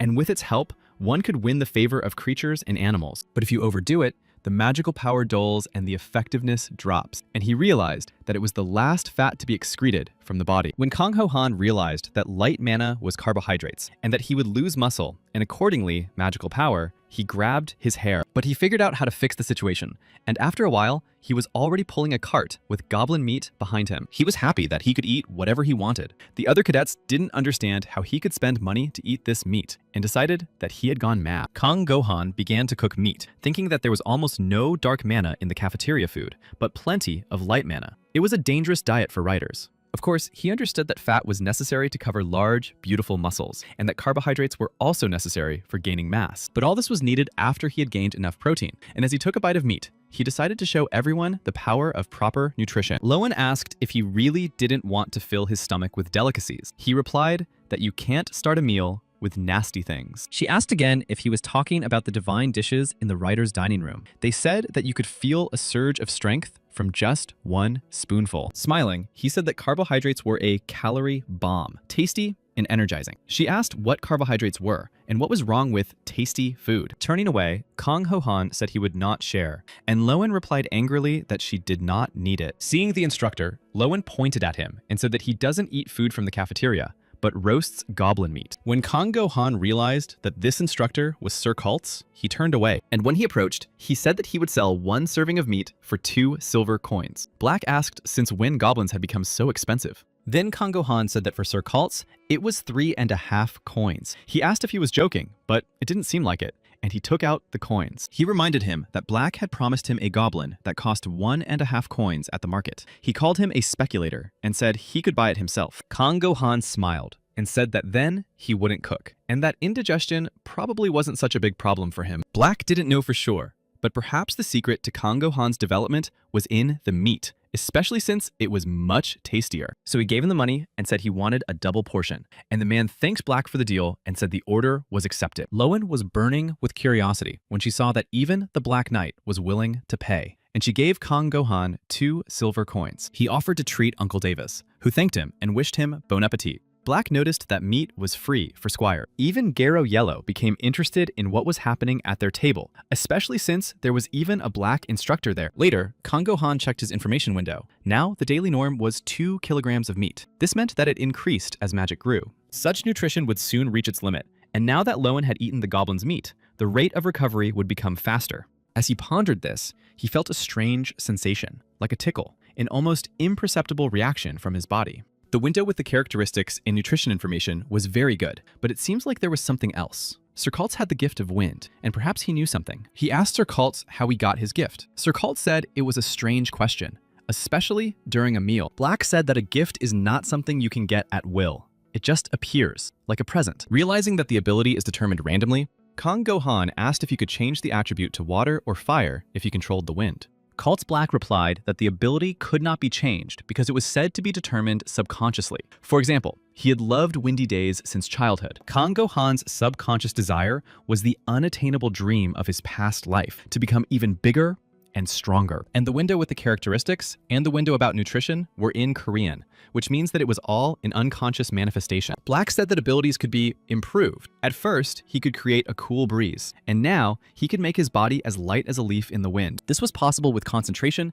and imagination during training. He thought about what he could do with his gift and moved accordingly. Then Lowen patted Kang Gohan on the shoulder and asked why he was asking about this. She asked the instructor if he had any advice on assigning training machines. Kang Gohan didn't know about the ceremony. Lowen was surprised because she thought he was friends with the instructor. He replied that he hadn't even mentioned the entrance test. Black said that at the ceremony, they would have to choose a giant that they would study for 3 months, and it was about the best and most suitable machine. They needed excellent intuition, and the appearance had to be clean and symmetrical. Simple combat plates were better than intricate ones. When he said all this, Lowen stood up and thanked him. He replied that it was just common sense and nothing to be surprised about. Finally, it was time for Kang Ho-han to eat carbohydrates because he also needed to replenish his light mana. In addition, he needed a large amount of fat, which would give him more muscle. And by gaining spirituality, he would fill his whole body with strength. But then he felt a disgusting taste and realized that the taste of carbohydrates was too harsh. Even Lowen, looking at him, understood that he didn't like it. She looked at him in surprise, and Kang Ho-han thought that this was the only way he could become even heavier. At night,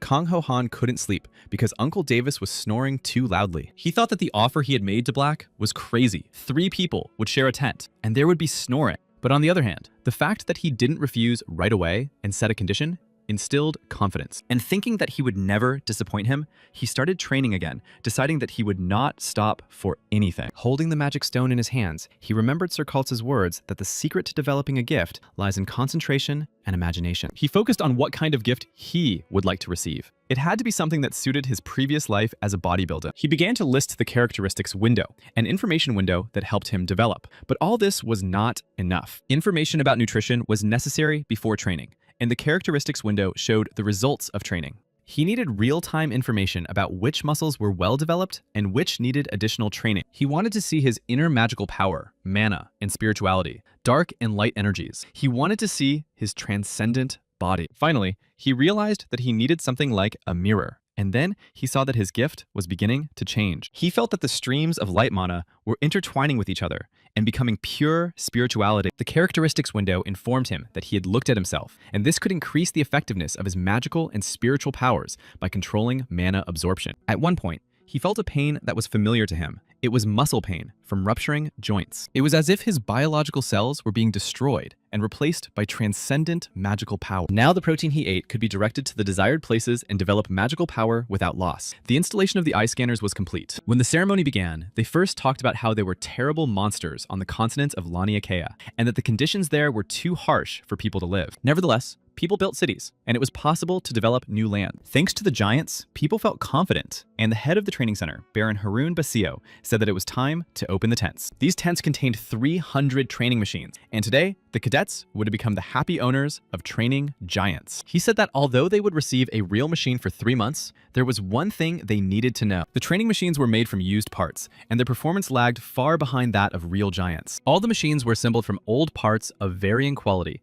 and the trainees had the opportunity to find the right one. They could very well come across machines in almost perfect condition, and if they could find one like that, they would be inferior to those on the front lines. Black, meanwhile, thought the chief was exaggerating, because no matter how you looked at it, they were just used giants. Harun Basio summed up by saying that the giant that would suit them perfectly was a well-built training machine, and this ceremony was their chance to find a treasure. He said that they could take off as many times as they could manage, but they had to pay attention to the sound during takeoff. The louder it was, the higher the power. The ceremony was to begin in order of the entrance test results, and Helena Yellow was to be first. They began to ask if Kang Go-han wasn't first, but Helena had 45 seconds, and he had 53, and the place was determined by the takeoff time. The head of the center said that a good machine would simplify training and should be chosen carefully. She went to the giants, and the rest had to wait their turn. Stopping in front of one of the giants, Helena thought that it would be impossible to check 300 machines. She only had enough strength for 10 giants, so she decided to choose with her eyes first. Looking at it, she appreciated its clean appearance, good symmetry, simple design, and joints. Harun Basio told Black that Helena seemed very complex, and it was clear at first glance that she was much better than Jiraiya. Gero's family was famous for its wealth, comparable to that of the nobility, but she was better than him,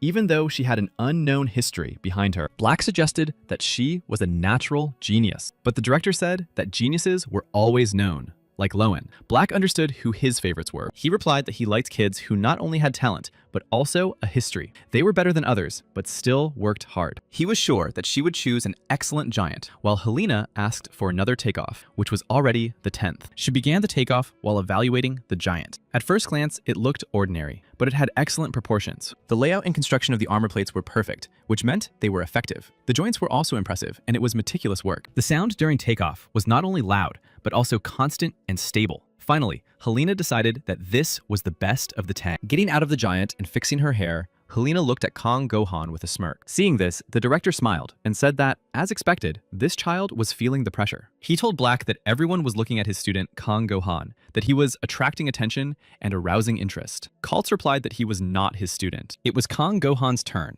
and when he stepped forward, he thought he was like a trophy that attracted everyone's attention and heard everyone talking about him. He knew that he could not defeat Helena with either his insight or his magical power, and he could only manage 2 or 3 jumps. But he confidently approached the giants because, while watching Helena's takeoffs, he realized that the magical power in his head reacted when he approached a giant. He was sure that he could increase his power without even sitting inside. The more powerful the giant, the stronger his magical power trembled. All he had to do was find a machine that could surpass Helena's giant. But it was difficult, because he couldn't maintain the mirror's ability for long. He didn't have much time, so he started running from machine to machine. Neither the director nor Kaltz understood why he was running. All the other cadets also ran after him, and when he stopped near one giant, everyone thought he had finally stopped. Kaltz and Harun Basio also ran after him, and now couldn't catch their breath, thinking that this giant looked normal and that it was just childishness. But Kang Go-han, standing in front of the giant for a while, thought that it was the best because its magical power danced. He had seen this in his past life, with weapons that had the most ordinary parts, but sometimes all the parts fit together perfectly. Then, such a weapon begins to shoot very accurately. You can take it apart and put it back together, but everything will remain perfect because it is a masterpiece. The giant he chose was made only from used parts, but they fit together perfectly. He thought that finding such a combination was like a miracle and began to take off. Everything worked out for him, and when synchronization occurred, it was a completely different sound. Everyone was surprised, and Harkrux couldn't believe that such a thing was possible on the first takeoff. And Helena said it wasn't fair. Coming out of the giant, Kang Go-han happily announced that he was choosing it. But he looked for Sir Kaltz, and seeing that he wasn't even looking in his direction, realized that he hadn't surprised him. But smiling, he thought that now he was one step closer. Harun Basio tried to understand what had happened, because the giant looked completely normal. Maybe it was his vision, or luck. Black couldn't understand it either. The director asked Raphael White if he was responsible for the training. He confirmed this. Then, putting his hand on his shoulder, he asked him not to disgrace himself. He whispered that they needed to find out everything, because it could be luck, or a real monster had appeared. Raphael replied that he was prepared for this. The director told him to report on the training personally. Kang Go-han looked at his giant, which was 8.5 meters tall and weighed 15 tons. It was big and powerful. It moved with the help of its body and magical power. And during takeoff, Kang Go-han felt as if they were one. It was what bodybuilders strive for, overwhelming power. And it was an incomparable colossus. He wondered if the others felt the same way. The other cadets supervised the preparation of the selected giants, including oil changes and wiring checks. Looking at the preparation of his giant, Kang Go-han thought that this was not an ordinary machine, but an extended, more powerful body driven by his muscles and strength. One of the workers turned to Kang Go-han and asked if he was the lucky one who would control this giant. She introduced herself as Ren Ingenie, the head of the maintenance team for blocks 1 through 10. He thought that this surname was given to outstanding personalities. Shaking her hand, he introduced himself and said that he was the lucky one. She replied that it was great and that she had seen a very cool giant. It looked ordinary from the outside, but it was amazing. It was an amazing combination of parts for a used giant. She drew his attention to the condition of the armor joints and said that it might even replicate the flexibility of his body. Ren Ingenie believed that its efficiency was about 1/3 higher than other machines. Kang Go-han was very surprised by this. She advised him to be careful with the spoo located on the left side of the abdomen, because if he damaged it, he would lose this ability. The machine could be pushed to 1.5 times its capacity, but it was unlikely that he would achieve this. She thought it was incredible and asked him to treat it with care. The lower part of the giant's abdomen, where the heart was located, was the most important place and could not be damaged. She also said that acceleration was possible, which would give it more power and exceed the capabilities of a normal car by 2 times. Kang Go-han estimated that its basic performance was 1.5 times greater, plus acceleration twice as fast and power 3 times greater than other cars. Ren Ingenie asked what the giant's name was, or if he would just call it number 2. Kang Go-han replied that it did have a name and asked to be let go. Of course, he thought about it. And even though he would only be using it for 3 months, it was more than just a machine to him. All the fitness enthusiasts were waiting for Monday and the opening of the gym because of their male pride in their chest muscles. So he gave it the name pectoralis, which meant chest. Soon, training began. Ahead of them was a week of independent basic maneuvering training, and they needed to get to know their giants. Raphael White, who led the training, said that this was the last chance to relax during the training. Kang Go-han tried to accelerate, but the high power was not very good. The weight pressing down on his whole body hit him right in the face. It was as if he had been locked at the bottom of the sea, stunned, and all he could hear was a gurgling scream from the depths of his soul. He tried to fill his muscles with magical power, holding back the horror and scream in his lower abdomen. The giant's enormous weight was like an explosion, and his ferocious fist left a hurricane in its wake. He decided that he would definitely hold back the giant's power. Seeing that Kang Go-han was not relaxing, Raphael told him not to increase his power so sharply, and to start with lighter exercises and repeat them many times. He said that being able to exert all your strength at once is important, but first you need to develop homeostasis, which will allow you to use it consistently. Kang Go-han thanked him, but thought that he had already seen the characteristics window. Magical power is like muscles, and in order to grow, you need to lift weights. He needed a weight that he couldn't lift more than 10 times. Faced with such resistance, his magical power would be stimulated. He looked around and, making sure that Raphael had left, decided that he needed to develop his magical power first. Picking up speed again, he thought it felt like riding a bicycle in the highest gear. But giants and riders don't always move the same way. He understood that the movements would slow down if he increased the power, but decided to sit down once. Then, he accelerated to full power. Realizing that he was getting the hang of it, Kang Go-han thought that this was the best training machine. Meanwhile, the other coaches watched another stubborn guy, who was no less stubborn than Kang Go-han. It was Harcrux,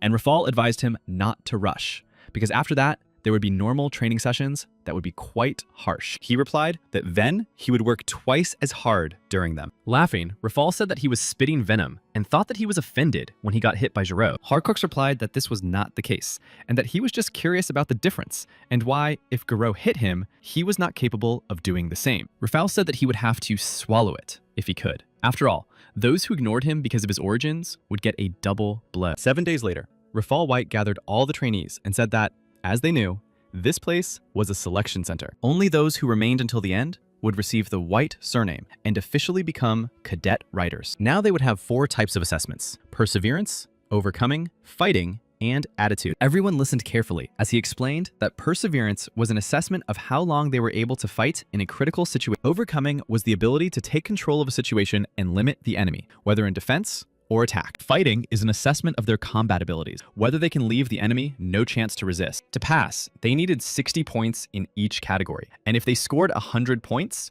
one category could be removed from the assessment. But Rafal added that he had never seen anyone who could score that high, and he gave the command to start the first training session. First, everyone had to run 1 kilometer to the flag, and then gather together. When Rafal gave the command to start, Gero thought it would be easy. He was confident in his speed, and decided that this time he would take first place. All the trainees were running at about the same pace when their path was blocked by other giants standing in front of them. Kang Gohan was surprised to see the giant Raphael, who said he had been waiting for this day. He said that they probably thought it would be easy, but the giant possessed godlike strength, and today they would feel the burden that the gods carried. Now they were facing 10 combat giants who were 9 meters taller than the training giants, and they had white knights with them. They began to attack the trainees, and they fell from their blows, but the trainers told them to get up. Kang Gohan thought that the assistants had attacked immediately, and he didn't even think about letting them pass. Some of them began to feel nauseous from the shock of the blows and couldn't even open their eyes. Rafal continued his attack, saying that they couldn't recover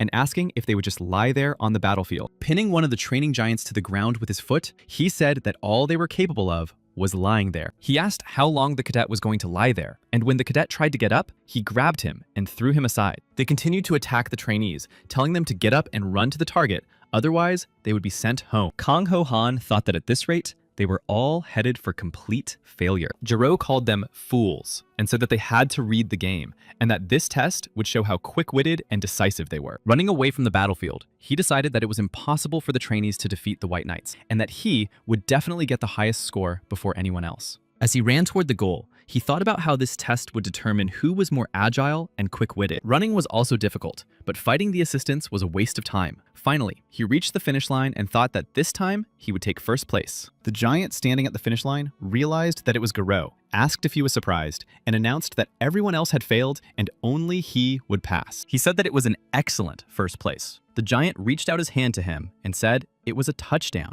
Gert didn't understand what he was talking about. The giant coach suddenly grabbed the giant Gero and knocked him to the ground. From such a blow, Gero, who was in his giant, began to feel nauseous. The coach hit him and asked where his teammates were, and said that he ran well, apparently imagining himself to be a wild horse, abandoned everyone, and ran away. Grabbing him, he told him to get up, calling him a horse. He said that he had apparently abandoned the team. Gero said that this was not the case and asked him to wait, but the coach pressed the giant's head into the ground and said that he would grant his wish and that he would have individual training today. On the battlefield, the earth shook, and the instructor's assistants were cruel. Everyone tried to get up, but fell again and rolled over, trying to hold on. There was no way out. It was as if they were stuck in a swamp, and all the trainees were in a panic. Then a voice caught the attention of all the trainees, and Kang Gohan realized that one of them had made a general call. The voice speaking to them asked them to stick together and stand closer to those standing next to them. It was Helena, and she said that they would not win if they fought separately. They would only move forward together. Kang Gohan recognized Helena's voice. This ordinary 17-year-old girl was calming the panic. She paved the way for them with her incredible judgment, leadership qualities, and skill. Helena said that there should be 7 or 8 people per assistant, and then they would have a chance. They needed to stand shoulder to shoulder and push him out. They had to use the power that would become enormous if they came together. If it was difficult, she advised them to grab the assistant's legs and pull him down. So they did. And the assistants didn't understand what was happening. After a while, it became apparent that the trainees were slowly coming together. Helena said that things were getting better and that they should line up in a 5-pointed star. She gave the command to link shoulders in groups of 10 and focus on the center of gravity. Now they had to break through the center, and it was like playing rugby. The rest had to focus on the left and right. Lowen said they would go left. There, they were met by 2 assistants, and it was decided to tie them up on all sides. They succeeded and moved to the other side. Harkrux said they needed to take care of their legs. After all, regardless of the enemy's strength, if they broke his balance, they could win. Seeing his actions, Kang Gohan realized that Harkrux was imitating him. He couldn't use all his magical power at once, but he had excellent intuition. And he thought that now it was his turn, because thanks to Helena, the team spirit was beginning to return. But he understood that the formation created by Helena was useless against Raphael, and if they didn't defeat him, they would still lose. Kang Gohan thought that he had to tie him up somehow, and now The middle was open. Seeing that Raphael's stance had been broken, he ran towards him, deciding to throw his entire giant body at him. Seeing him rushing towards him, Raphael turned around and struck the giant Kang Gohan. He said he had been waiting for him and added that he was a joker if he thought he could defeat him a second time. And Raphael, repeating once again that he had indeed been waiting for him, grabbed the giant Kang Gohan and threw him to the ground. Kang Gohan thought that even he, a sergeant in the Korean Reserve Forces, did not understand the meaning of this test. Raphael said to get everyone together, that this was also a team, and their teamwork was evident. From the very beginning, he had no intention of breaking through on his own. Helena Low and Harcrux also thought so, and forming a front line of attack was an important decision. But there was a monster, and if they couldn't defeat Raphael, the whole team would fail. And if the outstanding striker was waiting for him, it would be impossible to catch him off guard. While he was thinking about all this, Kaltz Black and the director were watching him. Finally, Kang Ho Han decided that even if he fell by taking a risk, they could try with even greater possibilities. Trying to get up and gather his strength, Kang Ho Han thought he needed to tie up the sheaf. Raphael told him that there was still a debt to be paid. He was going to make a circle and then come back while it recharged. But at that moment, Kang Gohan gathered his strength and grabbed Raphael. Turning around, he said that it turned out he could still move. Holding him by the leg, Kang Gohan replied that of course he could move and began to accelerate. He felt heaviness and pressure and thought that this was great and that if it continued like this, everything would work out. His goal from the very beginning was not to knock Raphael off his feet, and he couldn't let him get away. Raphael tried to brush him off his leg, shouting that if he didn't let go, he would go to the other world. He began kicking the cabin, and pressure and shock began to weigh down on Kang Ho Han's entire body. But he had to protect his lower abdomen at all costs. Kang Gohan's strength was already leaving him, but he convinced himself that he could hold out and that he only needed one more attempt. Raphael understood that he was protecting the lower abdomen, where the vital organs were located, and if he broke such an expensive giant, he would have to pay for the repairs. The other trainees were finally starting to get the hang of it, and Helena commanded them to press the enemy. Assessing the enemy's capabilities, Lowen said that even though they were white, they were far from Raphael, and were already almost exhausted. Helena offered to help Sir Kang Ho Han because Sir Raphael White was no different and needed to be crushed. All the trainees ran to the scene of the battle, but Raphael only laughed at the idea that 70 machines would attack at once. But he said that they had miscalculated, and that while his legs were tied, his hands were not. But at that moment, the giants surrounded him on all sides. Helena commanded everyone to hold their ground and not retreat. And even if one fell, 70 people could continue. It was difficult for Raphael to act with only his hands, but he understood that repairs would cost a pretty penny if he started breaking the giants in half. At one point, he was hit by a flurry of blows, and he thought that such a thing was difficult to predict. After a while, the group of giants reached the flag and rejoiced that they had done it. Meanwhile, Raphael lay defeated and thought that everything had gone wrong and whether it was worth considering it a passing grade. But he decided that he could let them win once, because it was only the beginning. Getting up and holding his aching head, he thought that Kang Ho Han was quite interesting and decided to see how far he would go. The other trainees carried the giant Kang Ho Han to the flag in their arms. When he came out, they started shouting that he was incredible because Raphael had beaten him, as if he was going to really destroy him. His mana was almost at 0, and his willpower was also exhausted. But he did it because that monster had almost 15 times more magical power than him. Approaching him, Helena thanked him and said that he had played the most important role. He replied that she shouldn't talk nonsense. He had held him by the legs. He added that she could just call him Kang Gohan, but she replied that there was no way a knight could be called just anything. She considered him a knight with authority, and he could consider it her stubbornness. She barely managed to make 10,000 jumps and was on the verge of collapse, but it was as if she saw his successful 10,001 jump. He said she was wrong to say that, and that she was the main character, but she was afraid because she personally wasn't risking anything, but she was afraid of avoiding defeat. Before leaving, Helena said that next time she would be the first to take on the strongest opponent. Then Lowen jumped up to him, hugged him, and asked how he did it. She couldn't believe that he could stand up to Raphael, even though he was holding back. Harcrux also approached them, introduced himself, and said that he wanted to say hello and that he was impressed. Extending his hand, Kang Gohan said he was pleased to meet him and that he had seen how coolly he had knocked down his assistant. Meanwhile, Raphael White scolded his assistants, telling them to get ready. They had been training for 2 years, and how could they call themselves White Knights? He said he had allowed them to win, but they had lost. It was a program designed to destroy their spirit, but they let them perk up so easily, sending them off to prepare. He thought that in any case, it would be even more fun now to clip the wings of the newly invigorated novices. Turning to the trainees, he asked if they had rested enough, as it was time to climb into the giants. Hearing this, the trainees even thought it was a joke. Kang Ho-han asked how that could be, since everything was on the line now. Someone couldn't even get up.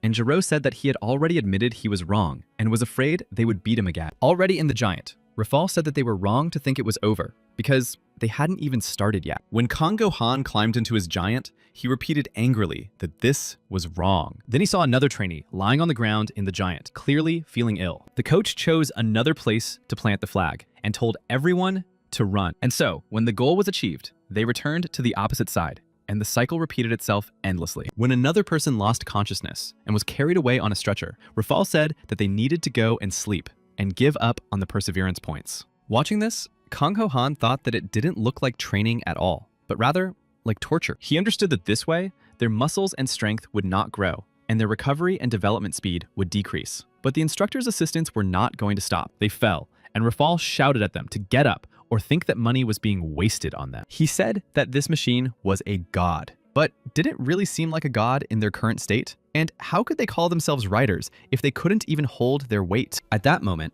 Kang Ho-han thought that they were the ones slowing down their development. Seeing Harkrux struggling to get up, he helped him, and Harkrux thanked him. He moved on, saying that they needed to go faster. Kang Ho-han thought that instead of increasing their magical power, they were doing aerobics. Meanwhile, Rafal grabbed one of the giants and said that it wasn't enough to send him to the other world, so he had to get up and run. Hearing this, Kang Ho-han thought that only a few people could overcome this and become stronger, and only those who were born strong. But it seemed that this was their goal, to leave only those who were strong from birth, and he wondered why they needed a training center. Meanwhile, Rafal White assessed the situation and realized that there were about 15 people left. Then, seeing Kang Ho-han standing nearby, he asked what he was doing, apparently plotting something again.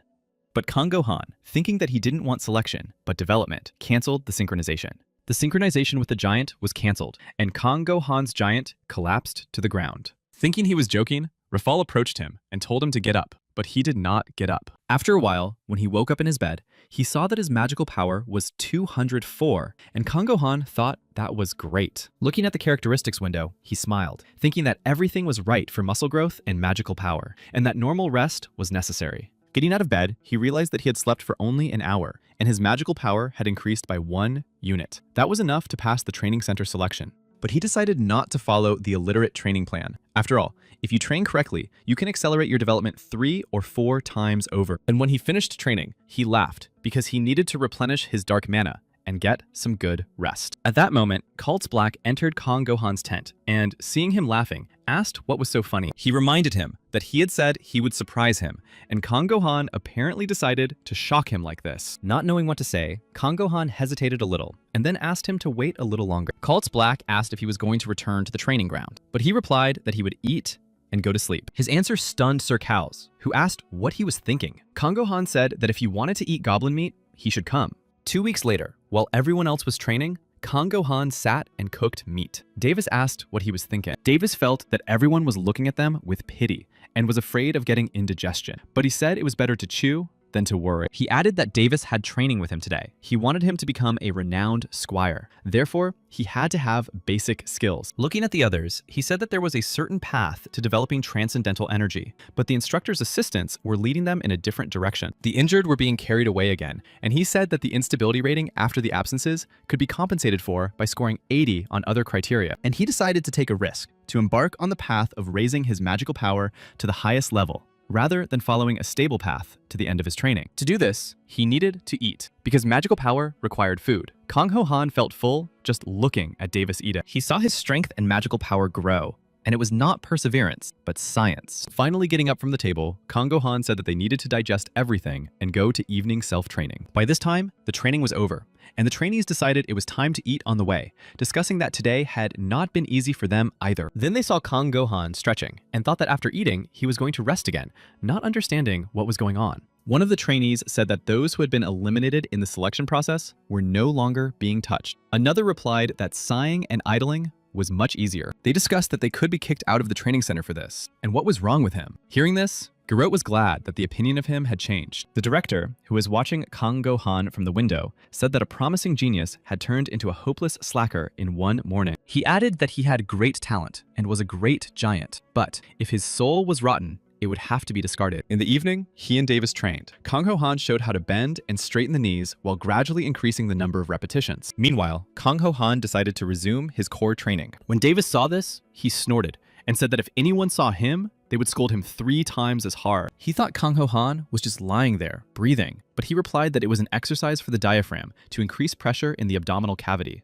He said that thanks to this, you can lift heavy things and avoid injuries. Physical abilities will improve, and you will be able to control your mana. At that moment, Lowen ran into the tent and asked if he had heard what they were saying. But then, seeing his training, she asked what he was doing. Angry, she said she thought he had important training, but it was just breathing exercises. She added that a personal evaluation schedule had appeared. She said it would be an elimination mission, and those who failed could be excluded. The instructor's assistants targeted him. Meanwhile, the director decided to find out from Raphael what he thought about this mission and Kang Go-han. He replied that he was sure that most of the cadets would receive poor evaluations, and some instructors see this as an opportunity to kick them out. But Harun Basio asked him not to talk about the others and to say what he himself thought. After a short pause, Raphael said that he did not think this guy would lose to anyone. The director said that this was the problem, as he thought that he would lose consciousness at least once. He cannot be denied his talent, but he is still from a poor family. He added that everything would become clear within the next 15 days because this kid was deliberately avoiding their training. It was hard for him to bear that he seemed to be laughing at their time-tested training program, and he said that no matter what, he wanted to expel him. Rafal was very surprised by this decision. He told Black that growth potential was a very important indicator. But the one who fought for first and second place ended up in 15th, and that was not good. He asked Kultz what he thought about it and how he allowed a boy who had restored his passion to get to this point. Kultz Black replied that he could do as he saw fit. Rafal was even more shocked to hear this. Harun Basio clarified that he meant that he could be expelled or that the boy could still prove himself. He replied that he didn't think so, because Kang Go-han turned out to be lazy, and he should do as he saw fit. And if the kid couldn't surprise the head, that would be the end of it. At the end of the conversation, the director asked if they didn't think it was all very strange. Soon, all the cadets gathered at the training ground for the first round of preliminary selection. Rafal said that all 78 people would fight at the same time, and 14 of them would be eliminated. The remaining 64 people would be divided into 2 groups and fight in a tournament battle. The longer they lasted, the higher their score would be. The trainees listened attentively when he said that the rules of the battle were simple. If the back of their giant touched the ground, they would be eliminated. He also said that they could attack him in groups, which surprised some of the cadets. But if they fought one-on-one with an opponent and defeated him, they would receive extra points. For those who had no friends or luck in one-on-one competitions, they had prepared a method of unconditional assessment. Cadets dissatisfied with their scores could request a one-on-one battle with the instructor, and they would receive a score depending on how long they could hold out. Hearing this, Lowen said that he was simply telling them not to complain. After all, how could they survive a one-on-one battle with an instructor? Finally, Raffle White ordered all the cadets to line up, and they did so. Garot thought about why he shouldn't provoke the whole line, and what to do with Kang Go-han. Meanwhile, the others thought it would be difficult to get through the first round of preliminary selection, and whether they would be able to win if several people attacked at once. Jiro asked if it would be fair to eliminate the one who was drinking juice, while everyone else was training. Another cadet supported him, saying that they would gain an advantage if they eliminated one of the best. Another said that Kang Go-han rested every day simply because he was talented and that he was useless to the team. They called him the most worthless outcast and believed that if they got together like before, they would defeat him as instructors. Kang Ho-han thought that he had expected contempt and hostility from the very beginning. And there was only one way to prove that he was not wrong. Lowen contacted him via a private line. She asked if it was true that he was losing points for persistence and was going to compensate for them with other points. And if so, was he really that confident in his own training methods? But then she said that now was not the time, that there were many enemies around, and that he risked being eliminated in the first round. And she decided to fight alongside him. She said that when it all started, he should stand behind her. Kang Go-han smiled and called her a friend, saying that she would be in danger then. But she just laughed and said that she was Miss Lowen, a person with slightly intimidating skills from the training camp. At that moment, Harcrux joined their conversation, saying that it was unfair that everyone was targeting him alone. He said that regardless of what he had been doing these days, His skills were amazing, so he decided to help him in the first round and get good points. Kang Gohan replied that he was fine and that they shouldn't worry about him, but they objected, saying that he was crazy and that he was alone. Meanwhile, Rafal wished everyone good luck, gave the command to start, and Kang Gohan's opponents began to approach him. They asked if he knew how hard they had trained while he was entertaining himself alone. He replied that they could attack him and that he had magical powers capable of overcoming human limitations and maximizing muscle compatibility. The giant rider is magical power from start to finish, and if they don't have it, it's impossible to move the giant or cause an explosion. He added that by using magical power correctly, one can use the giant correctly, right down to the bones. Kang Gohan maximized the pressure in his upper abdomen. The giant began to come into contact with the magic of his body. All this time, he had been focused on his abdomen and back, and the core is the starting point for athletic skills. Saying that the core gives strength to the fists and produces massive and rigid power, he struck one of his opponents. The opponent flew far to the side, and Kang Gohan thought that he now had his first extra point. His strong body allowed him to easily and quickly shift his center of gravity, so he flew like a butterfly and stung like a bee. Attacking another opponent, he said that he had a weak core, so he was easy to defeat. He struck another blow and the opponent was defeated, and Kang Gohan said that this was another extra point. The other cadets did not understand how it was possible to possess such strength without even training normally. Kang Gohan thought that, with the exception of rich and free guys like Garot and Helena, the magical power of the rest ranged from 120 to 150. His magical power surpassed that of the other cadets. And when you consider his ability to use magical power, there was no one here who could match him. And he decided to show the other cadets what real training was. The second part of the tournament was a battle of endurance. They were divided into two groups, but only 2 participants were to receive the highest score. Kang Gohan thought that, as he had expected, this tournament would be tough, and the first round required endurance. In this round, to get the highest score, you had to defeat 5 opponents. At that moment, one of the cadets called him an idiot and asked him where he was looking. Preparing for the attack, he said that it didn't matter how good he was, because they were of the same origin. He added that he wouldn't even make it to the quarterfinals. Kang Gohan stood completely still when his opponent struck him in the chest and did not even move. Very surprised by this reaction, his opponent thought he had missed. Kang Ho Kong said that his blows were weak because he couldn't keep his balance. He rushed into the attack and knocked his opponent to the ground with his first blow. Rejoicing in his victory, he said that it was all because his opponent had a weak core. Watching the battle, Rafal asked Black how far he thought Kang Gohan would go. He replied that he would probably reach 4th or 5th place. He was surprised that he would go so far, since the best cadets trained for 5 years, and wondered if there was too big a gap in their magical power. Black replied that he had a huge gap in magic with the white rank, but someone like that got punched in the face by him and seemed to start remembering who it was. He admitted that he always achieved results that exceeded expectations, and it was worth noting that his pectoralis was an outstanding giant. Still, he believed that it must be difficult for him to deal with guys who were born free and also had enormous talent. In the 16th round, Kang Gohan attacked another opponent, saying that it was because of people like him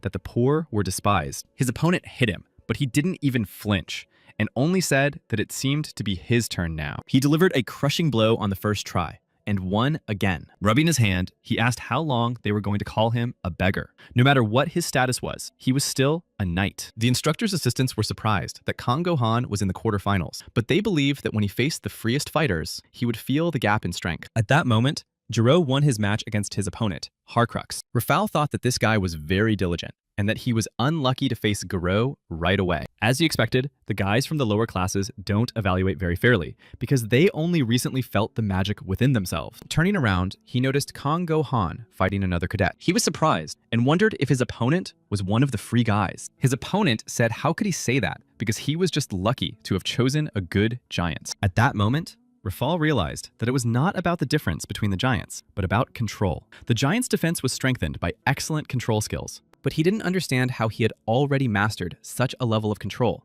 and now he was roughly at the level of the assistants. Looking back at them, he thought that they themselves didn't see this, but were simply annoyed and despised him. And they were angry because he didn't want to follow their program and did everything his own way. Meanwhile, Kang Gohan easily withstood a blow from another opponent and said that now it was his turn. He struck a blow, and the opponent flew to the side and fell. And Rafal, who was watching them, wondered how this was even possible. And at that moment, he realized that it was all because Kang Gohan was not following the program. When the final of the first group started, Helena faced Lowen. After 6 blows, they were both still able to fight, as expected, of aces. Looking at them, Davis said that, as he thought, the Free Knights had a completely different level of fighting skills, and these two had equal skills. But Cult's Black objected, saying that Helena had not yet shown her full potential. She put pressure on Lowen, but Lowen held her own. Meanwhile, Lowen wondered about Helena's origins. Helena acknowledged that she was a good opponent, but Miss Lowen Yellow's magical power seemed to be running out. Preparing to attack, she said that unfortunately, her opponent was finished for today and struck a blow. Everyone saw that she pushed her back 3 steps and wondered how she still had so much strength left. And so Helena won the final of the first group. This was followed by the final of the second group. Garou, who faced Kang Gohan in the final, said that today he would teach him a lesson so that he would not even dare to think of rising above him. Calling up the characteristics window, Kang Gohan assessed his opponent's abilities. His magical power was 675. Garou's power was twice as great, and his combat skills were also amazing. Objectively, he was an opponent that Kang Gohan could not defeat. He had to challenge himself to lift a PM weight that could only be lifted once with all his strength. Kang Gohan would have to challenge himself to lift a weight he had never lifted before and never thought he would lift. But he decided that today he would go beyond his limits and surprise everyone and began to accelerate. He decided to give it a try, and when Garou saw him accelerating, he thought that, as he had expected, he even had a different posture. The concentration of his magical power was simply incredible, but Kang Gohan was not going to give up and strained even harder. But Garou attacked, hitting him in the chest, and Kang Gohan even staggered from the blow. Rejoicing at this, Garou called him a pathetic beggar and said that he did not belong here. He attacked him again, but Kang Gohan stood his ground, saying that this was his place. The coach's assistants realized that he would endure because he was able to perfectly block the blow. Kang Gohan thought that no matter who he was in his past life and how poor he was in this one, it was all in the past. His future began here, and he decided that no matter what anyone said, he would leave a mark of Kang Gohan's existence. He wanted to surprise everyone in his own way and leave his mark here and now. While the instructors watched their battle, he thought that this was his life and his land, where he had put down roots. He wanted to surprise even Garou, who hated him, and leave a mark of his existence here and now. Finally gathering his strength, Kang Gohan prepared to attack, saying that now it was his turn. Meanwhile, Raphael White thought about how he considered himself the best, silently swallowing any pain. He thought he would be sent to the group of pioneers. Only the best riders were in this group, but for several years now, he had been stuck in the training group. He reached his limit again and again, and thought it was because he wasn't trying hard enough. But now, looking at Kang Gohan, he thought that this brat was breaking all the rules he considered best, and seemed to avoid any pain. Moreover, he grew up in the same poverty as Raphael himself, but showed faster growth results than anyone else, and he didn't understand why. Kang Gohan, meanwhile, shouted that it was his turn and began to accelerate. And even though Garou's magical power was higher, he could still gather more magical power at a time than him. His acceleration doubled his performance, and Kang Gohan squeezed magical power out of his entire body, as if challenging him to a one-on-one fight. All his power was now concentrated in his fist. Kang Gohan delivered a powerful blow to the giant Garou, who began to stagger. At first, Kang Gohan saw his opponent lean, but he managed to stay on his feet. Garou, enraged, said that a dog like him could not defeat him. And again rushing into the attack, he said that now he would put an end to this. He struck Kang Gohan so hard that the coaches watching them felt the shockwave. But Kang Gohan blocked the blow again, which could be considered a victory. However, he himself considered it a defeat if he couldn't knock him down this time. He had to concentrate, become even heavier and stronger, and put everything into the last blow. Kang Gohan rushed into the attack, mentally asking for the strength to knock him down. He delivered another powerful blow to the giant Garou, but he was still standing. Seeing this, Kang Gohan was very surprised that Garou had withstood this as well. Now he had no strength left to hold on. He thought he could defeat him if he landed a good blow, but apparently he had overestimated himself. Garou, enraged, said that he would never fall at his hands. Adding that now the real end had come, he began his attack on Kang Gohan. But Kang Gohan had no intention of giving up, and even if he had no magical power left, he decided to hold on with his willpower until the very end. Kang Gohan was already prepared for his opponent's attack and closed his eyes, but nothing happened. So he opened them slightly to look. He saw the giant Garou standing in front of him with his fist raised, but he wasn't moving. Lowen, who was watching their battle, saw that he had stopped and didn't understand why. The coach's assistants looked at the surveillance camera and saw that Shiro seemed to have lost consciousness. When Kang Gohan realized that it was over, he breathed a sigh of relief and said that he had done it. He climbed out of the giant And at that moment, Rafal White approached him and called his name. Rafal said that he had become incredibly strong in a short period of time, but he didn't understand how it happened because he hadn't really trained. He replied that he had simply made a choice. He chose the best method using scientific analysis, suitable for training and rest time. He added that they were knights, practically aristocrats, and said that they could make their own choices and take responsibility for them. He left, and Rafal remained standing there, thinking that he was also a knight and that he had forgotten about it, or perhaps had become too accustomed to it. He wanted to become stronger, but what had he been doing all this time? And was he the best? Or was he just ignorant, following established training methods? Kang Ho Han was able to find the best method, but he was unable to overcome his limits because he followed the familiar path. And perhaps he was not a knight, but just a fighter. Looking after Kang Ho Han, he realized that Kang Ho Han was paving his own way without relying on others. And today, he learned a lesson. And he was glad that the name Kang Ho Han, which did not exist, was gradually becoming remembered in the kingdom of Rheinkall on the continent of Laniakea. Hearing that Kang Ho Han had the best score, the director said that now they couldn't just expel him, but they couldn't continue to turn a blind eye to him either. He decided to call an emergency meeting and asked Raphael to bring Kang Go Han Yahello. After a while, Kang Ho Han was standing in front of the director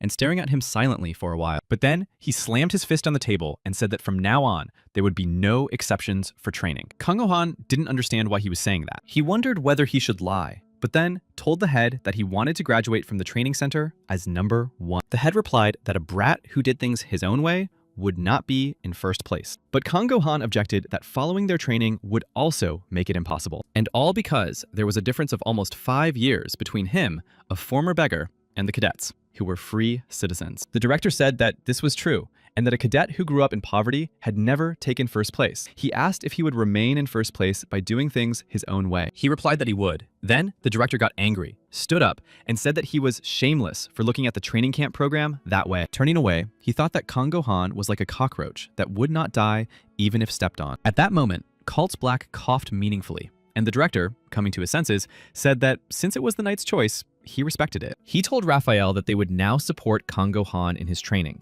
And if they start talking, he should say that it is an order from the head. But he must take responsibility, and his attitude rating will be 0. And he knows better than anyone what to do to become number 1 with such a score. The director said that this was an unprecedented case, so he must not disappoint him. Adding that he did not want to see him, he asked him to leave. Harun Basio thought that he didn't want to be number 1, and how he was going to graduate from the center with a 0 attitude score. And he asked Cults what he thought. He replied that it was usually impossible, but everything that was happening now was very unusual. Later, Kang Ho Han trained, and now that he had strengthened his core and his upper and lower body were balanced, he needed to feel the magical power. Cults Black came to him and said that, in fact, if his relationship score was 0, it was impossible to graduate from the training center. He said that he would have to score more than 60 points on the other items. Kang Ho Han replied that there were additional points. Black said that it was true, that it was about overcoming and fighting. But how was he going to get 90 points for perseverance if he skipped training? Davis said that if he scored 100 points, he would be exempt from 1 criterion. Black replied that only 2 cadets had managed to score 100 points. Saying that now was the most important part,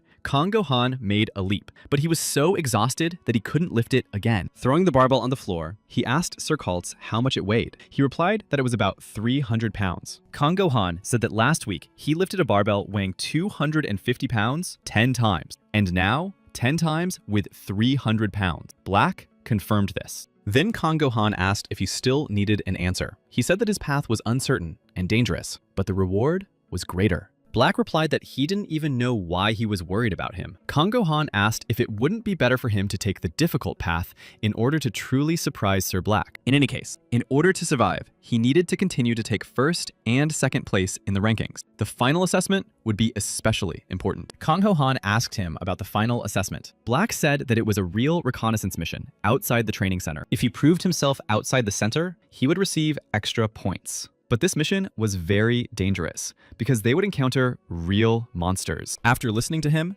Kang Ho Han said that he needed to go and strengthen his chest muscles. Black said that he wasn't listening to him at all. Starting training again, he said that he needed to focus, which was the best thing he could do right now. He began doing chest presses, which were great for building chest muscles. After 3 months, he had almost caught up with Lowen in terms of magical power. And by mobilizing all his magical power at once, he could easily defeat Helena, the best in the center. But as the amount of magical power increased, it became more difficult to use it all at once. As for his ability to use this power, he was unmatched, even among the assistants. Initially, the streams of magical power seemed like thin threads to him, but now they had thick and clear outlines. He became 5th in points and 5th in the rankings, and now nothing could scare him. The assistants who watched his training did not understand how he could become so strong. He lifted very heavy barbells 10 times. One of them said that even if he tried 100 times, he would not be able to use his strength and would simply fall. But he used all of it 10 times.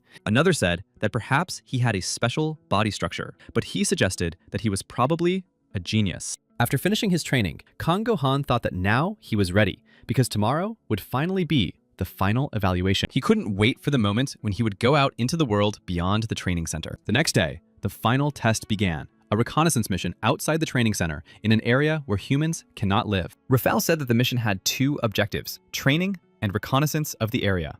Outside all areas, there were places that contained a core, and these anomalies disappeared after the core was destroyed. On the left was a reverse gravity zone, and because of the crazy gravity, it was impossible to enter. But they didn't send cadets on such dangerous missions. The place they were going to explore was on the right, and was called the Monster Forest. The anomalies in this forest were at a medium level. The trees there sometimes twisted and took on the shape of monsters, as well as changing their location. In the center of the forest was a huge tree, and they assumed that the core was nearby. But their mission would only take place on the outskirts, and the more monsters they destroyed, and the more territory they explored, the higher their score would be. Each time they entered new territory, the Giant's SPU would give them data on the surrounding areas and the monsters located there. In addition, each of their battles would be recorded on the Giant's recording device. Rafael said that 25 assistants had been assigned to ensure their safety, and that in case of an emergency, they should follow their instructions. He wished the cadets luck, and they set off into the forest of monsters, armed. Kang Gohan walked ahead, completely confident in his strength, thinking that the time had finally come. At that moment, a giant ran past him and bumped into him with his shoulder. It was Helena, who said that this time, victory would definitely be hers. He continued on, and then another giant ran past him, bumping into him again. It was Harcrux, who suggested that they complete the mission together and meet in the center. Then Lowen ran up to him and asked if he was ready to show something interesting this time to earn 100 points, and wished him luck. Smiling, he thought that when he was poor, his impressions of life in this world were terrible. But now it seemed to him that he was truly living. He suggested that his friends proceed step by step without breaking the instructions and act cautiously, but he wanted to speed up the process a little. Kang Gohan wanted not only to peel the apple, but also to look into its very core to see the seeds. But going there alone was dangerous, so he asked if they would go with him. Everyone was silent for a while, and he thought they had rejected him. Joining the conversation, Helena said she couldn't stay behind, so they had to go together. Lowen also happily agreed to this proposal, saying that it would be fun and a team effort. Harcrux also agreed, as it was an honor for him to join the team. They decided to stay apart at first and explore their own part of the territory. Then, at the right moment, they would gather and go to the center together. The trees in this forest were twice as tall as giants, but thanks to the SPU, it was possible to scan the surrounding area. Kang Gohan moved further and further away and had a strange feeling. Even though there was no wind, the branches were really moving. All the trees looked amazing, like trolls or stone giants. Kang Gohan was walking through this forest when suddenly he heard a rustling sound behind him and saw something flash by. He turned around to see what it was, but saw nothing. Soon, the noise was heard again, but this time from the front. He began to ask who was there and where they were. Then, activating the SPU system, he realized that there were 3 orcs in front of him. Calling up the information window, he read that the magical power of one such orc was 1,800 PM. He thought that the orc had 3 times more magical power than he did. And what's more, there were 3 of them here. It was scary to even imagine fighting these monsters in his normal body. But now that he was in a giant 8.5 meters tall, they were like neighborhood punks to him. He watched them. The orcs were in no hurry to attack him, but they didn't run away either. Monsters are creatures created from the blood and flesh of ancient gods, but their instinct for destruction borders on madness. Preparing to attack, Kang Gohan thought it was time to begin his giant's first hunt. He rushed towards his enemies, and the orcs, seeing the giant running towards them, immediately began to flee. But they did not manage to escape, and Kang Gohan grabbed one of them and threw him aside with force. 2 other orcs immediately attacked him from behind, but he noticed them in time and turned around. But then, something incredible happened. The sensory processing device activated, and it felt as if the orcs had simply frozen in midair. Then, Kang Gohan said that this time, it was his turn to attack the orcs, sending them to the other world. When it was all over, he thought that this was the greatest weapon of humanity. Only with the help of the giants was humanity, suffering from helplessness, able to take the initiative for the first time and break out beyond its territories.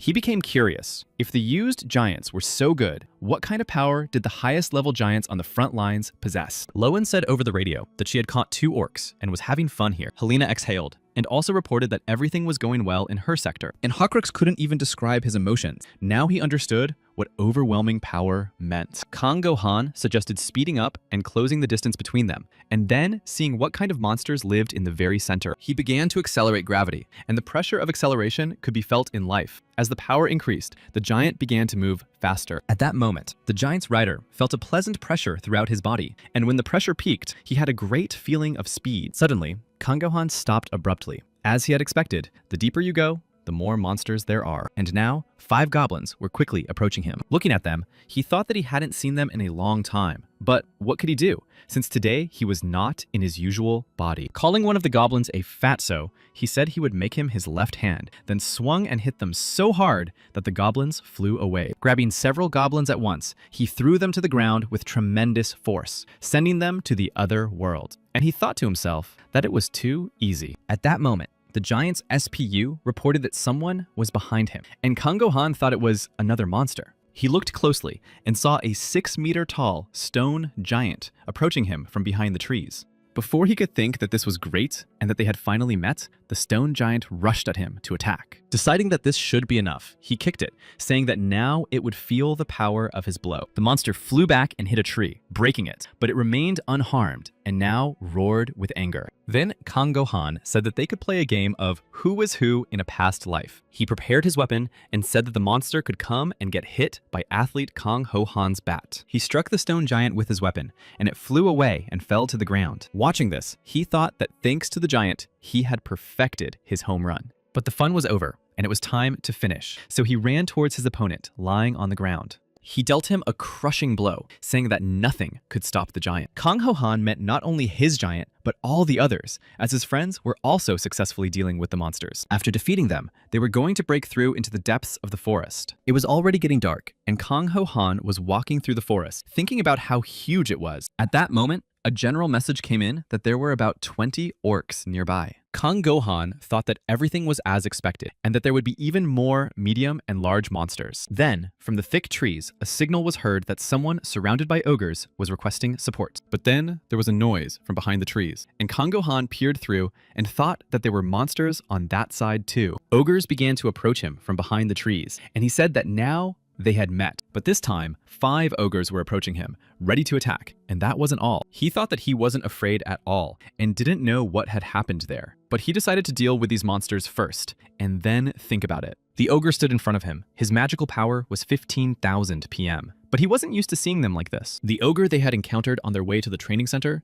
possessed enormous strength. He was like an elemental force that was impossible to resist. Looking at the ogre, Kang Gohan thought that the situation was completely different now. He was like half of the giant pectoralis, about 1/8 of his weight. Kang Gohan decided to try and struck the ogre with his weapon, but was confused when he realized that the ogre had tensed his muscles and withstood the blow. He didn't understand why, since they weren't strong enough to withstand it, and struck again, but the ogre only dropped to 1 knee. And Kang Gohan was very surprised that he hadn't been sent to the other world. Thanks to the development of his magical power, it exceeded human power by 49 PM, but the ogre's power was 9,500. He thought about how it was pointless to even compare humans and ogres. This monster was so strong that it could withstand the blows of a giant. Thanks to SPU, he could see their movements as if in slow motion, but it was impossible to stop the simultaneous attack of a dozen ogres. He convinced himself that he could do it. He just had to try, and began to accelerate. Kang Ho Han's giant ran towards the ogres, scattering them in different directions. At one point, he sensed that an ogre was about to attack him from behind, so he turned around,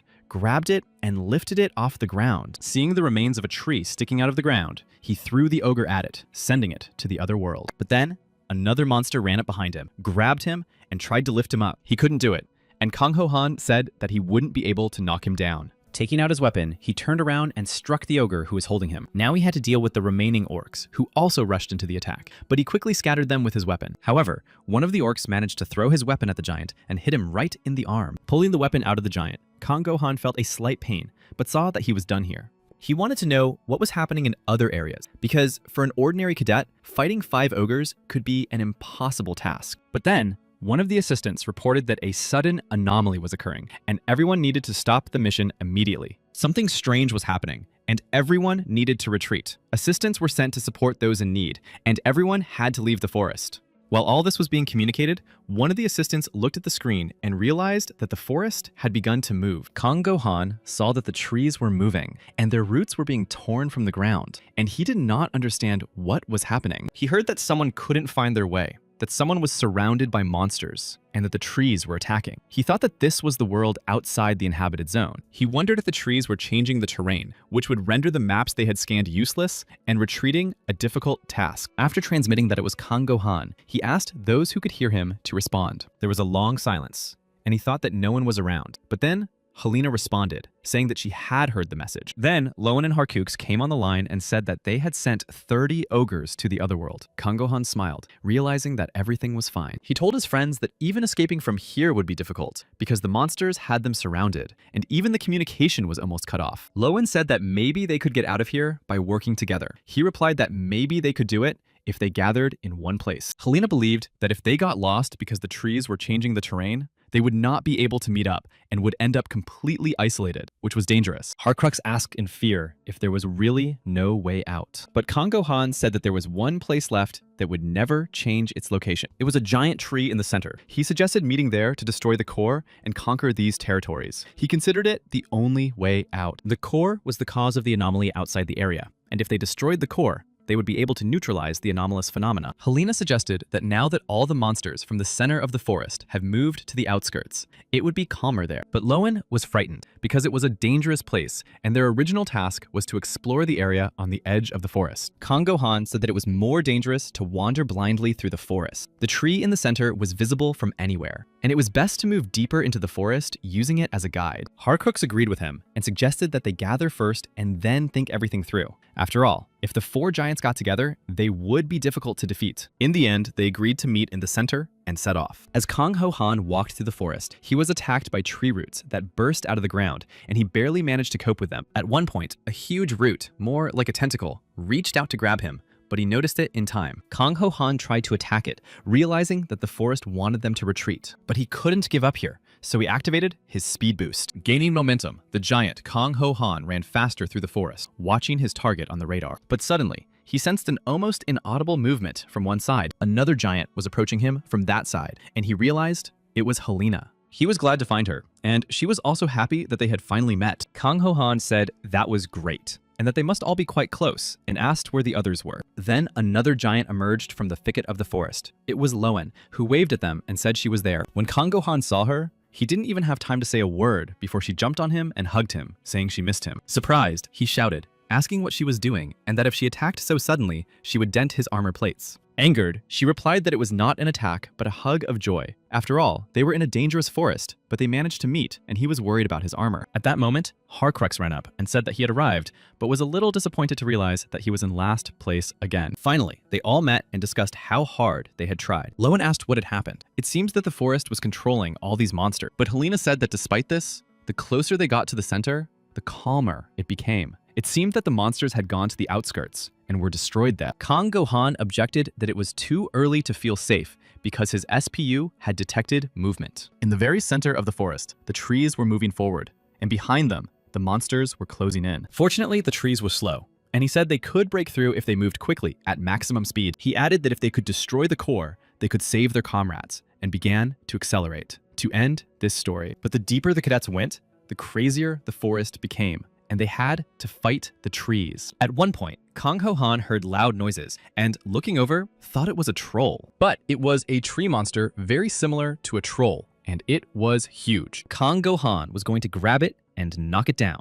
and if it lost its balance, everyone would have to pounce on the branches. He ran up, knocked the monster to the ground, and began to beat it with his fists. Helena was already rushing to his aid with her weapon, and he told her to send it to the other world. She swung her weapon and split the huge tree monster in two. Seeing this, Kang Go-han was surprised and wondered where she had learned to use a weapon so well. They all saw that the tree monster was bleeding, and Helena realized that they were all trying to catch and eat them. Kang Ho Han suggested increasing their speed, saying that if they slowed down, they would end up like the tree. They quickly ran on, but soon he told everyone to stop. Looking up, he thought it was snowing, but didn't understand why. But when they all looked closely, they realized it wasn't snow, but pollen. Covering her face, Lowen asked if this pollen controlled the monsters, and if they would be okay. Helena replied that the giant's defense systems would not let the pollen through. Besides, there was only a little of it, and it had apparently started to appear not long ago. At that moment, Harcrux saw a strange glow between the trees and pointed it out to the others. Looking in that direction, they did indeed see some lights and decided to go and take a look. Making their way through the trees, they came out into a clearing and saw a huge tree in front of them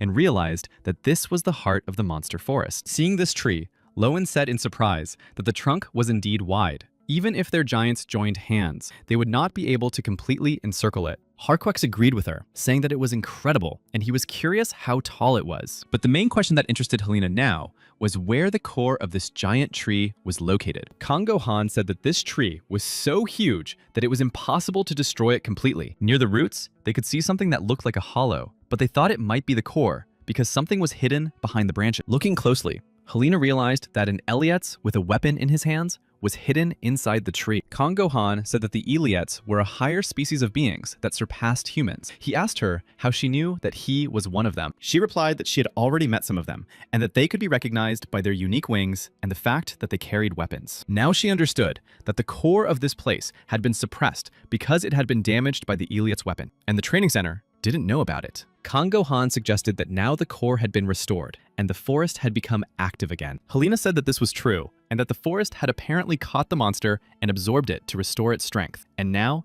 it was hunting them using monsters. She believed that the core was located where the alien's weapon was stuck, and they needed to attack that area. The alien's weapon possessed enormous power, and if they could press down on its handle and drive it deeper, that would be enough to destroy the core. Helena said that among them, only Mr. Kang Gohan Yellow could put all his magical power into one strike. They had to open the way, and he had to destroy the core. And Kang Gohan had to land a precise strike on the first try. He was surprised that this task had been assigned to him, but Helena said that they had no time and needed to act immediately, and rushed towards the tree. Everyone followed her, and Kang Gohan wondered if he could defeat the huge moving tree. Helena said that they would cover for him, and that they needed to run at a distance that would provide Kang Gohan with a safe zone. Kang Ho Han saw that the branches of the trees around him were streaming like a waterfall. When his friends ran up to the tree, he told them to get ready, and then gave the command to begin. Helena warned that they would only have one chance, and that they had to clear the way by any means necessary so that Kang Gohan could finish the job. Seeing that she was about to use her weapon, he said that it might be better to use his weapon, but she was already attacking the tree branches, and said that she had been holding this weapon in her hands since childhood. The tree branches moved chaotically, and he thought that if he didn't cut them correctly, the blade would simply bounce off. But he watched Helena's actions with surprise. He realized that Helena's weapon could move in the same chaotic dance. Meanwhile, Lowen warned Harcrux to be careful as the branches were approaching him from the left, and advised him to strike even harder. There were too many of them, but he was not going to give up, and chopped the branches with his weapon. But one of the tree branches wrapped around his giant's arm and tore the weapon from it. This was unexpected for Harcrux, but Helena came to his aid, cutting the attacking branch with her weapon. Sitting on the ground after this attack, he thought that something terrible had almost happened. He wanted to thank Helena for her help, but saw that she had already run on at incredible speed. Soon, they approached the very base of the monster tree trunk. Now the target was right in front of them. But then, from above, a multitude of branches fell on them, trying to grab them. They were too fast and managed to grab Harcrux, who now could not move. But, trapped by the branches, he shouted that he was fine, and that the others should keep going. Turning around, Lowen also saw a branch, but she didn't have time to jump out of the way, and it hit her. Lowen fell to the ground, thinking that the branch was very strong, and was immediately immobilized by the tree roots that had grabbed her. She shouted to the others not to look back, because they couldn't stop. There was very little left. Now that two were trapped, only Helena and Kang Gohan were running towards the goal, asking them to be patient until they sent the monster to the other world. Helena tried to deal with the branches attacking her, but there were too many of them at once. She thought that if this continued, she would have to use both hands at once. But as she got closer to the tree, she said that they would fight to the end. However,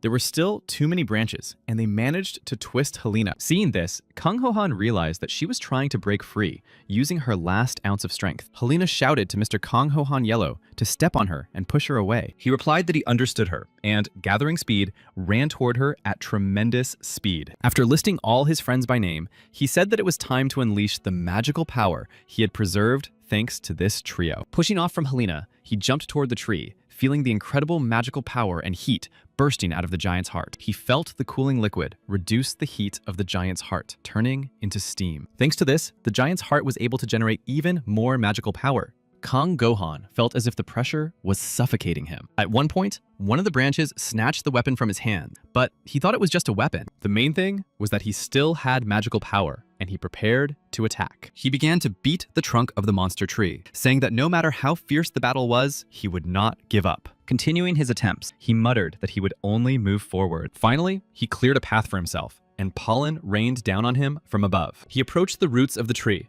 but the branches tried to stop him. Fighting them off, he was about to dig up the roots. Finally, he saw the lifeless body of an Elion hidden in front of him. He thought that even the Alliance had tried to destroy the heart of the forest of monsters. And then he saw the true core into which Alliance weapon was stuck. Putting all his strength into his fist, he struck the hilt of the weapon, realizing that he needed to drive it in completely with this blow. But at that moment, he was grabbed by the branches of a tree, and Kang Gohan could not move. His friends were upset when they saw this, and Helena could not believe that it was really a failure. But Kang Gohan shouted that it was not over yet, and that the monster had caught the giant, not him. Realizing that he was going to finish what he had started with his bare hands, Helena shouted for him to stop, because a human could not cope with Elia's weapon. But Kang Gohan did not listen to her and desynchronized with the giant and climbed out. Jumping to the ground, he immediately saw the Alien's weapon in front of him. Grabbing its hilt, he suddenly felt a strange sensation and realized that it was caused by the Alien's weapon. He felt the same thing when he first picked up the magic stone. His whole body burned with heat and his muscles cramped. Besides, now he had only 1 PM of magical power left. But in Baron Bourgeois' castle, he had performed a miracle when he didn't even have a single PM. Now he needed all his willpower and muscle strength, and he knew that he couldn't retreat, and that he had to save the cadets. Meanwhile, the director tried to find out if reinforcements had arrived. The assistant replied that it would take about 10 more minutes. He said he had to go there, but the assistant reminded him that according to the rules, he had to defend the center until a state of emergency was declared. The director said that the cadets were a precious resource for the kingdom, and their loss would be a huge stain on its reputation. He thought he would be dismissed. Whatever the rules were, it would be better to take care of saving the children first, since he was facing disciplinary action anyway. Looking out the window, Harun Basio said that the boys just had to be patient. But then he saw the giant trees swaying and emitting steam, and couldn't understand what was happening. This was because Kang Gohan was pressing down on the handle of his weapon to drive it into the core in order to save the cadets. Finally, the entire monster tree shook, and an explosion thundered where it stood. The branches holding the cadets receded, and they were freed. Wondering if Kang Gohan had succeeded in his plan, coming out of the giant, Helena saw an incredible sight. The giant tree was turning into flower petals, and then, all over the forest where the monsters had previously lived, flowers began to bloom. Soon, the head of the center was informed that the monster forest had been conquered and that there were no injuries or deaths. Baron Harun Basio asked how this had happened and initially thought that Rafal White had done it. He was told that the report said that it had been done by 4 cadets, Helena Lowen and Harcrux, led by Kang Gohan. The assistants couldn't believe what they were hearing and didn't understand how the students could have destroyed the core. Kang Gohan, standing in the middle of the blossoming forest, thought that the world outside the inhabited zone was an unpredictable place, and that until recently, this forest had been teeming with monsters. But now it had become a blossoming forest and looked as if a festival was taking place there. The commander told his subordinates to make a good magical marking of the area. One of them noticed the Alien's weapons, and another became curious if the giant could use them. Another asked his comrade to help collect magic stones, and said that if they split the tree, they could get a few. Kang Ho-han thought that this was the development of territory outside the inhabited zone. Here, they would be able to obtain many high-energy resources. Rin Ingenie approached him and said that she admired him. He greeted her and asked why she was suddenly greeting him like that. She replied that he was a hero and should be greeted properly. Before coming here,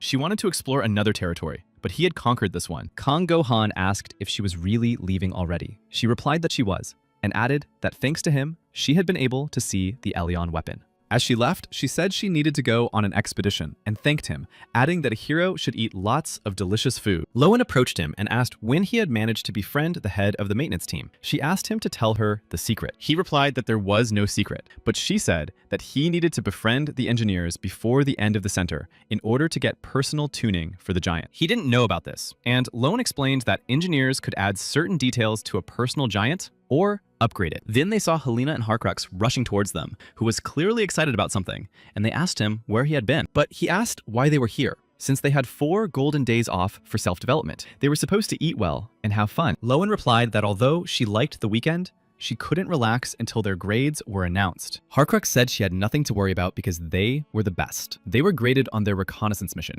and they had not only reconnoitered, but also conquered. That was exactly why she was worried that they would lose points for not conducting reconnaissance, and instead going to conquer the territory on their own initiative. Kang Gohan said that she should stop worrying because her anxiety would not change the outcome. He added that he had prepared dinner for his friends with whom he had gone through hardships. They all went to see what was there because a weekend of self-development after such a fierce battle was useful for them. During this period, they needed to rest more and keep training to a minimum. They also needed to eat food containing mana to increase their magical power. Horcrux asked why they were celebrating in the forest and suggested that since they were having a corporate party, they could go to the dining room. Kang Gohan replied that they were having something like a picnic. When they entered, they were stunned with surprise and asked if he was really telling the truth. Taking a huge dish, he replied that it was ogre meat that they had caught, and there was only about 15 kilograms of it. He roasted the meat, which contained a large amount of dark mana, the source of magical power and the main element of magical synthesis. The nutrition window showed that thanks to it, muscle and magical growth were accelerated, and in addition, a bonus of magical growth was added. Helena asked if it was really okay to eat it, because they said that if you eat monster meat, you will get sick, and you can lose your magical power. Lowen said that if she didn't want to, she didn't have to eat it, but it was very tasty, and strangely enough, when she ate this meat, she felt her magical power growing. Taking a bite, Horcrux told her not to be picky and challenged her to eat the ogre meat. He enjoyed the amazing taste of the meat, and Kang Gohan told Helena to stop thinking and sit down to eat. Finally, she said that even though she didn't want to, she would try a piece because he had prepared it so diligently. She put a piece of meat in her mouth, and after a second, realized that it was very tasty. It was a taste she could not even imagine. Satisfied, Helena reached into her bag and said she would get something. Seeing that she had taken out wine made from steamed grapes, Lowen asked if she was really going to open such a treasure at the training center. Horcrux asked if it was alcohol, and Helena replied that it was. And if he was drinking for the first time, he should be careful because people who are weak to alcohol get drunk quickly. He became angry and said that he was not weak and would show her how well he could handle alcohol. He began to drink, saying that he was not weak, but Helena, seeing how quickly he was drinking, asked him not to drink so fast, as it should be done slowly. She offered to pour a glass for Mr. Kang Gohan Yellow, saying that it was very good alcohol. He replied that this weekend he was going to focus on developing his magical power, and if he drank alcohol, he would lose muscle. But even Lowen said that steamed wine helps increase magical power, especially during the period of magical growth. Opening the nutrition window, he read that this wine helps restore and increase magical power after overexertion. In the end, he decided to drink it. After a while, the intoxicated Horcrux fell asleep, muttering in his sleep that he was not a weakling. Looking at him, Lowen and Helena laughed at the fact that the cute Horcrux was only pretending to be strong. Kang Gohan thought that he was the only one among them who had not drunk too much. But on the other hand, it was the weekend. Then he heard a noise and realized that someone was there. It seemed like someone was coming out of the forest. The girls saw the person walking towards them and said that he was probably going somewhere since he had a bag. It was Colt Black, and he said that they seemed to be having a great weekend. Lowen asked Instructor Colt what had happened, but he turned to Kang Gohan and asked if his offer was still valid. Shortly before that, Black had brought the director a letter of resignation. The director asked if he was serious. He replied that he was, and asked for approval. The director said that this was not just a resignation from the position of instructor, but also a renunciation of the right to be a knight of the kingdom. He asked why Kaltz was taking such risks when he could continue to live as a knight and become rich, but he was willing to trade all that for one boy. Black replied that sometimes money, a stable life, and fame were nothing compared to sincerity, and he confidently added that this was his decisive bet, and he would follow this path and believe. Standing up and walking to the window,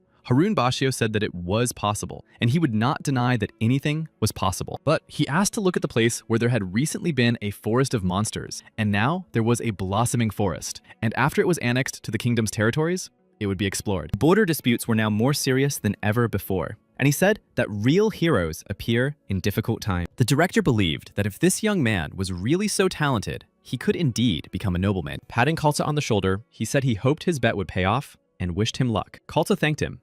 And now, talking to Kang Go-han in the forest, he asked once again if his offer still stood. Kang Go-han remembered how he had asked Khalsa to become his assistant, promising to become the best writer of all time and to make sure that his assistants would also become writers. Kang Go-han happily replied to Kaltz Black that his offer was still valid. Kalt said that he would be his #1 squire, and even if he took on someone else later, he would still be in first place. Kang Go-han thought that having such a knight as his squire was not just a childish desire, and that this was what it meant to accept knights. Kaltz Black said that if he accepted him, he must become a powerful nobleman who owned territories and led giants. He considered this Kang Go-han's duty to him. He would fulfill his duty as a squire, and he would fulfill his duty as a lord. Black asked him if he understood, and when Kang Go-han replied that he did, he drew his weapon, knelt, and said that he was now his lord. As his squire and advisor, he swore to serve him faithfully and prove his loyalty with bravery. He promised to always come to his master's aid when needed, and in any situation, he would follow his faith in the righteousness of his master's path. Kang Ho-han did not know what to do,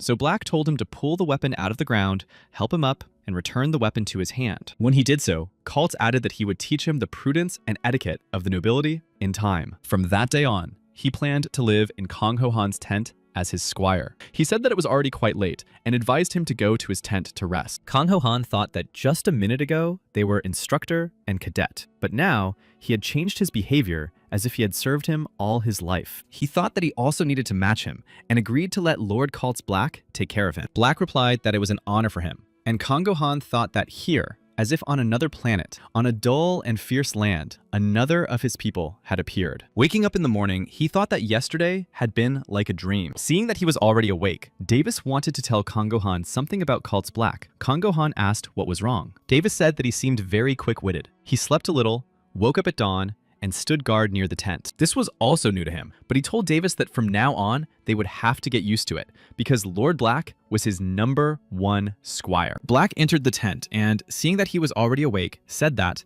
as he had promised yesterday, he would tell him about the situation on the continent of Laniakea. Pointing to the map, he said that the borders of human lands were tightly surrounded by unexplored territories and that all kinds of anomalous phenomena occurred there. Until the giants appeared, humanity struggled to survive on a land teeming with monsters. With the help of the giants, humanity can destroy monsters and conquer unexplored territories, and people can live safely in these lands.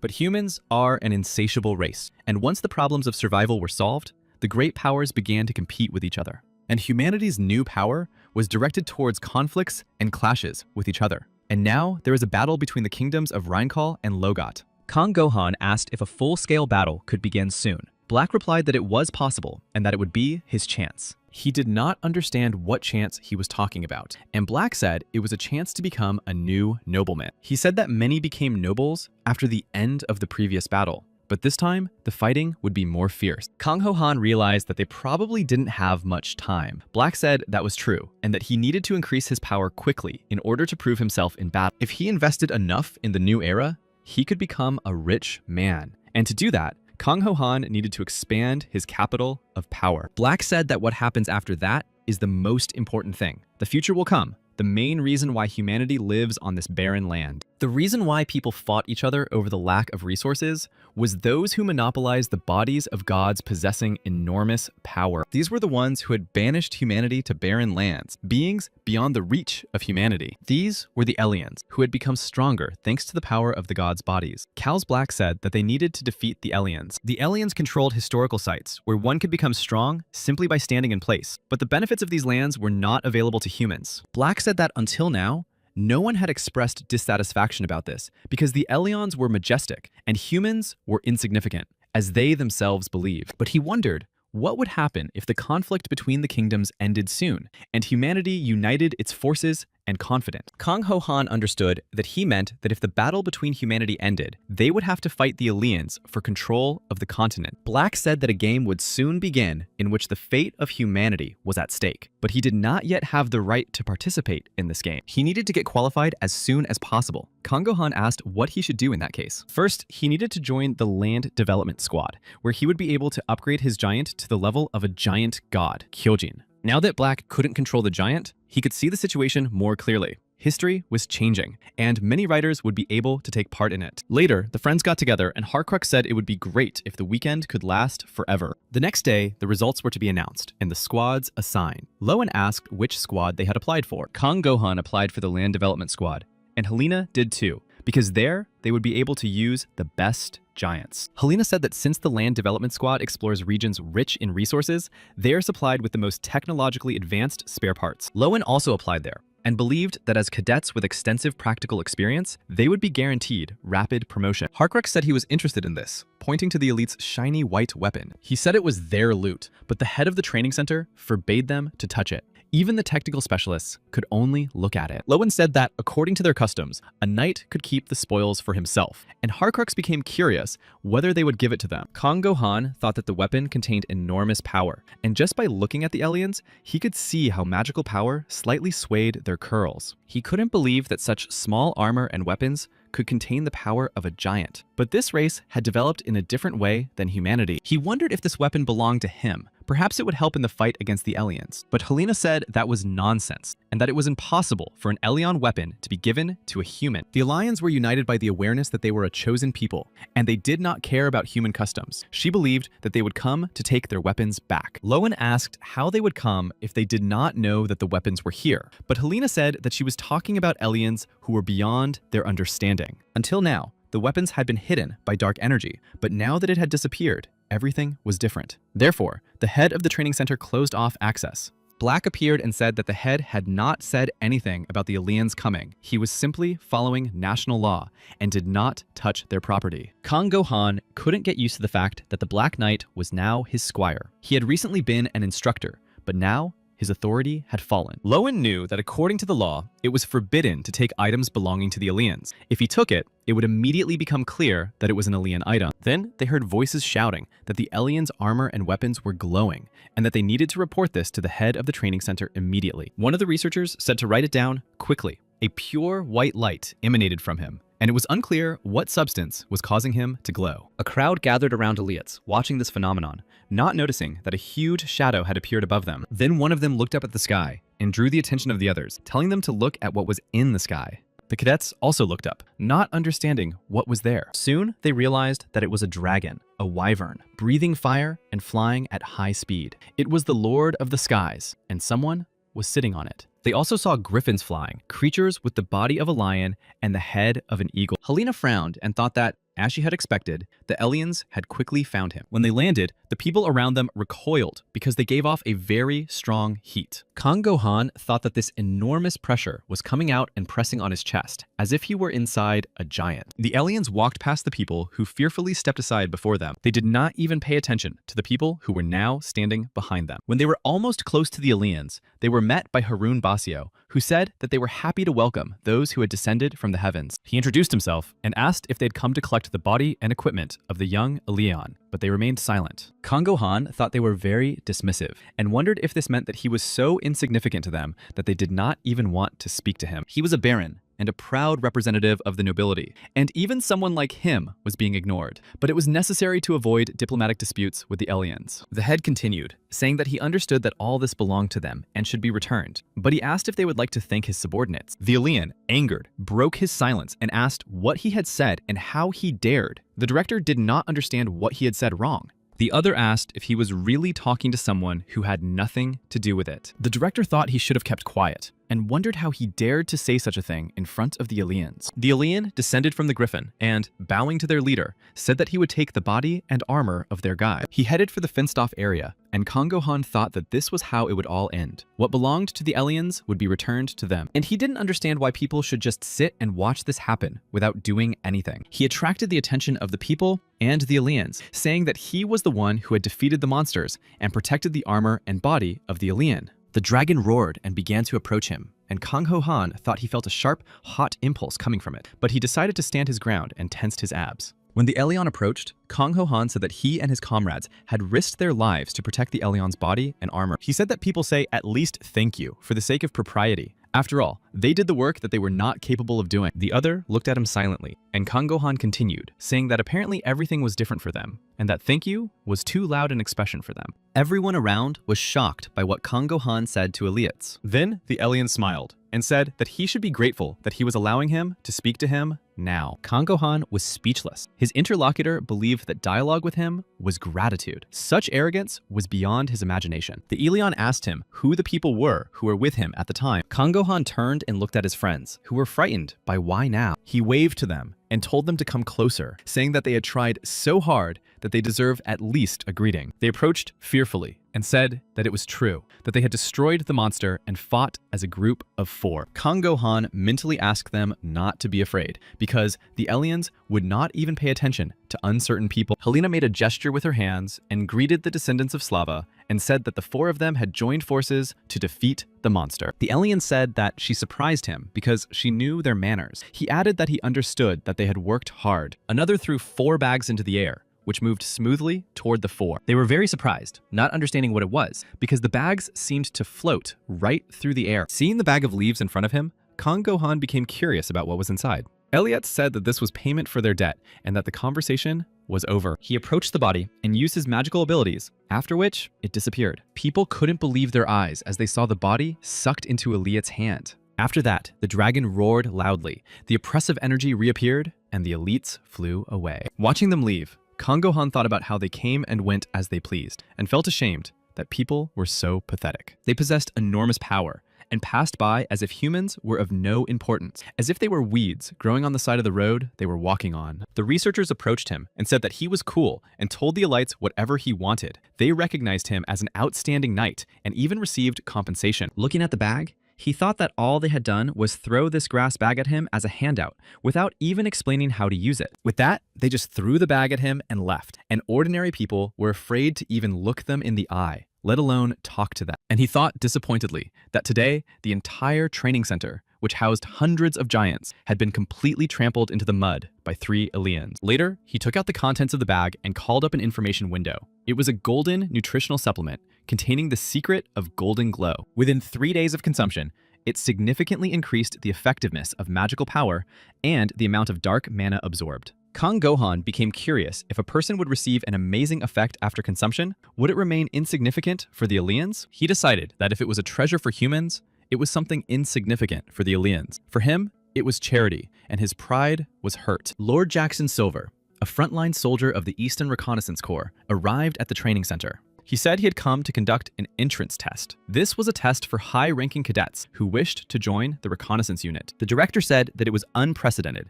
that they had decided to conduct a personal review of cadets who had already been certified at their center. Jackson Silver gave him His Majesty's order for review. After looking at it, the director asked if the conflict with the Kingdom of Logot had really escalated. He replied that things were getting more serious, and that the recruits had to be talented enough to be immediately deployed on real missions. That was why he had come in person to select them. The director then handed him the papers, saying that these should be enough. After looking at the papers, which mentioned trainees who had been able to conquer territories outside the training area, he said that this was interesting. Harun Basio said that these were their best trainees, and that they expected a lot from them. He asked how he was going to conduct the tests. The man replied that it would be like practice. Their goal was to find cadets who could be used immediately in missions. He would take these talented cadets and assistants with. The director asked anxiously what exactly he was going to do. Taking out his weapon, he said he would teach them what the rear and the ferocity of the front were. Lying in his bed, Harcrux thought about the Elians, who were really strong, because even looking at them made it difficult to breathe. He did not understand why there was such a difference between them, because he had heard that humans were greatly inferior to them. Suddenly, he heard a strange sound, jumped out of bed quickly, grabbed his weapon, and asked who was there. In his tent was Jackson Silver, who said that he had good reflexes and was worth trying. Then, rushed into the attack. Harcrux thought this man was crazy fast, but he was not one to be easily defeated, and began to defend himself. But the man struck him with the hilt of his weapon and said that he did not freeze and counterattacked in unexpected situations and was quite skilled with weapons. After that blow, Harcrux lay on the floor in front of him, and Jackson Silver said that he was looking forward to the next cadets. Lowen had been sleeping peacefully in her bed for a long time when suddenly she heard a noise and opened her eyes. She immediately jumped out of bed, grabbed her weapon, and, seeing an unfamiliar man in the tent, asked who he was. He did not answer, and then Lilin realized that she could feel a strong energy coming from him. Thinking that fighting him was not the most important thing right now, she ran out of the tent to report the intrusion. But as soon as she shouted that they were under attack, she was struck from behind. Jackson Silver decided that it was smarter to call for allies rather than resist the unexpected invasion on his own. And he went on to Helena Yellow, leaving Lowen lying unconscious near her tent. When he looked into Helena's tent, the light was on, and she was awake. He said that she had apparently decided to wait for him herself. She replied that she had had such thoughts because the situation at the front was alarming. Someone from the reconnaissance unit could have come and tested that. And it was good that she had thought about it, because she was right. Jackson Silver said that she was smart and clearly familiar with the reconnaissance unit. And after asking if she would show him her skills, Jackson Silver began to disappear right before her eyes. Helena didn't understand where he had gone, but he reappeared, saying that he was below her, and struck her. Dodging the blow, Helena thought that there was nothing below and turned around. He said that she seemed to have understood everything at once and decided that he should go even lower, and attacked again, knocking the weapon out of her hands and hitting her in the face. Jackson Silver was about to strike again, but Helena managed to hit him with her head. Seeing the bump on her forehead, he asked if she had really taken his blow with her forehead, and he decided that there was no need to test her further. Helena asked if she could leave. He said she could, and that she was the first one who didn't end up unconscious,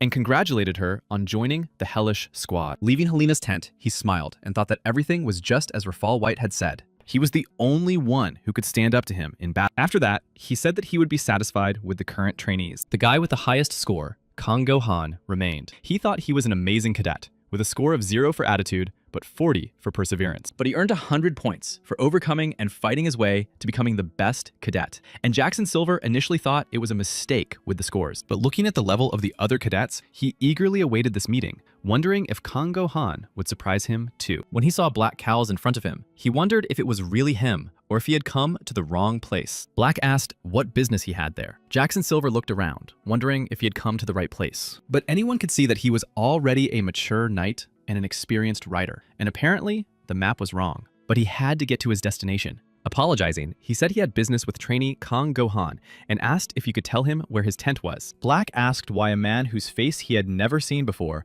was looking for a cadet late at night, since he didn't even have an instructor's badge. The man suggested he calm down and said that he was from the reconnaissance unit and was conducting secret selection tests to assess their abilities. Black said that if that was the case, then he had come to the right place, as this was Kang Go-han's tent. Jackson Silver was surprised that if this was a cadet's tent, what was a knight doing here? But he didn't dwell on it and said that since he had come to the right place, he would go in. Black blocked his way with his weapon and said that he must first report to the master. The master was surprised because he was only a cadet and not a nobleman. But then he realized that Black was Kang Go-han's squire and asked if that bothered him. He also asked if Black was sure he could be so rude to a member of the reconnaissance unit. He knocked Black's hat off his head and they crossed swords. Jackson Silver said that his weapon was quite unusual and offered to test his skills. Black asked if young people now fought with words. He said they could begin to see if he was worthy of fighting a master. At that time, Kang Go-han was already asleep, but hearing the noise, he got up to see what had happened. Taking his weapon, he left the tent and, seeing the men fighting, asked Mr. Kaltz what was going on. But after standing for a while and watching them, he decided that it was an amazing battle. The men continued to fight, and Jackson Silver was amazed at his opponent's explosive power. He did not understand what such a strong knight as Black could be doing here. At one point, Black disappeared somewhere, and a second later, he saw him above him, thinking that this was another surprise for the knight. Black attacked him from above, but Jackson Silver parried the blow. Wondering what was going on here, he realized that Black possessed the power of the wind, and that the direction of his movements was not easy to predict. And since it was a windy night, he had more opportunities for unexpected attacks. He didn't know what he was, but it was becoming more and more interesting for Jackson Silver. It was truly a wonderful gift. But he thought that no matter how well the wind hit him, there was no one who could keep up with his speed, and he rushed into the attack. Watching them, Kang Go-han thought that they were on a completely different level. The way they used magic and manifested their power was completely different. He and the other cadets used magical power like muscles, but Mr. Kaltz and this knight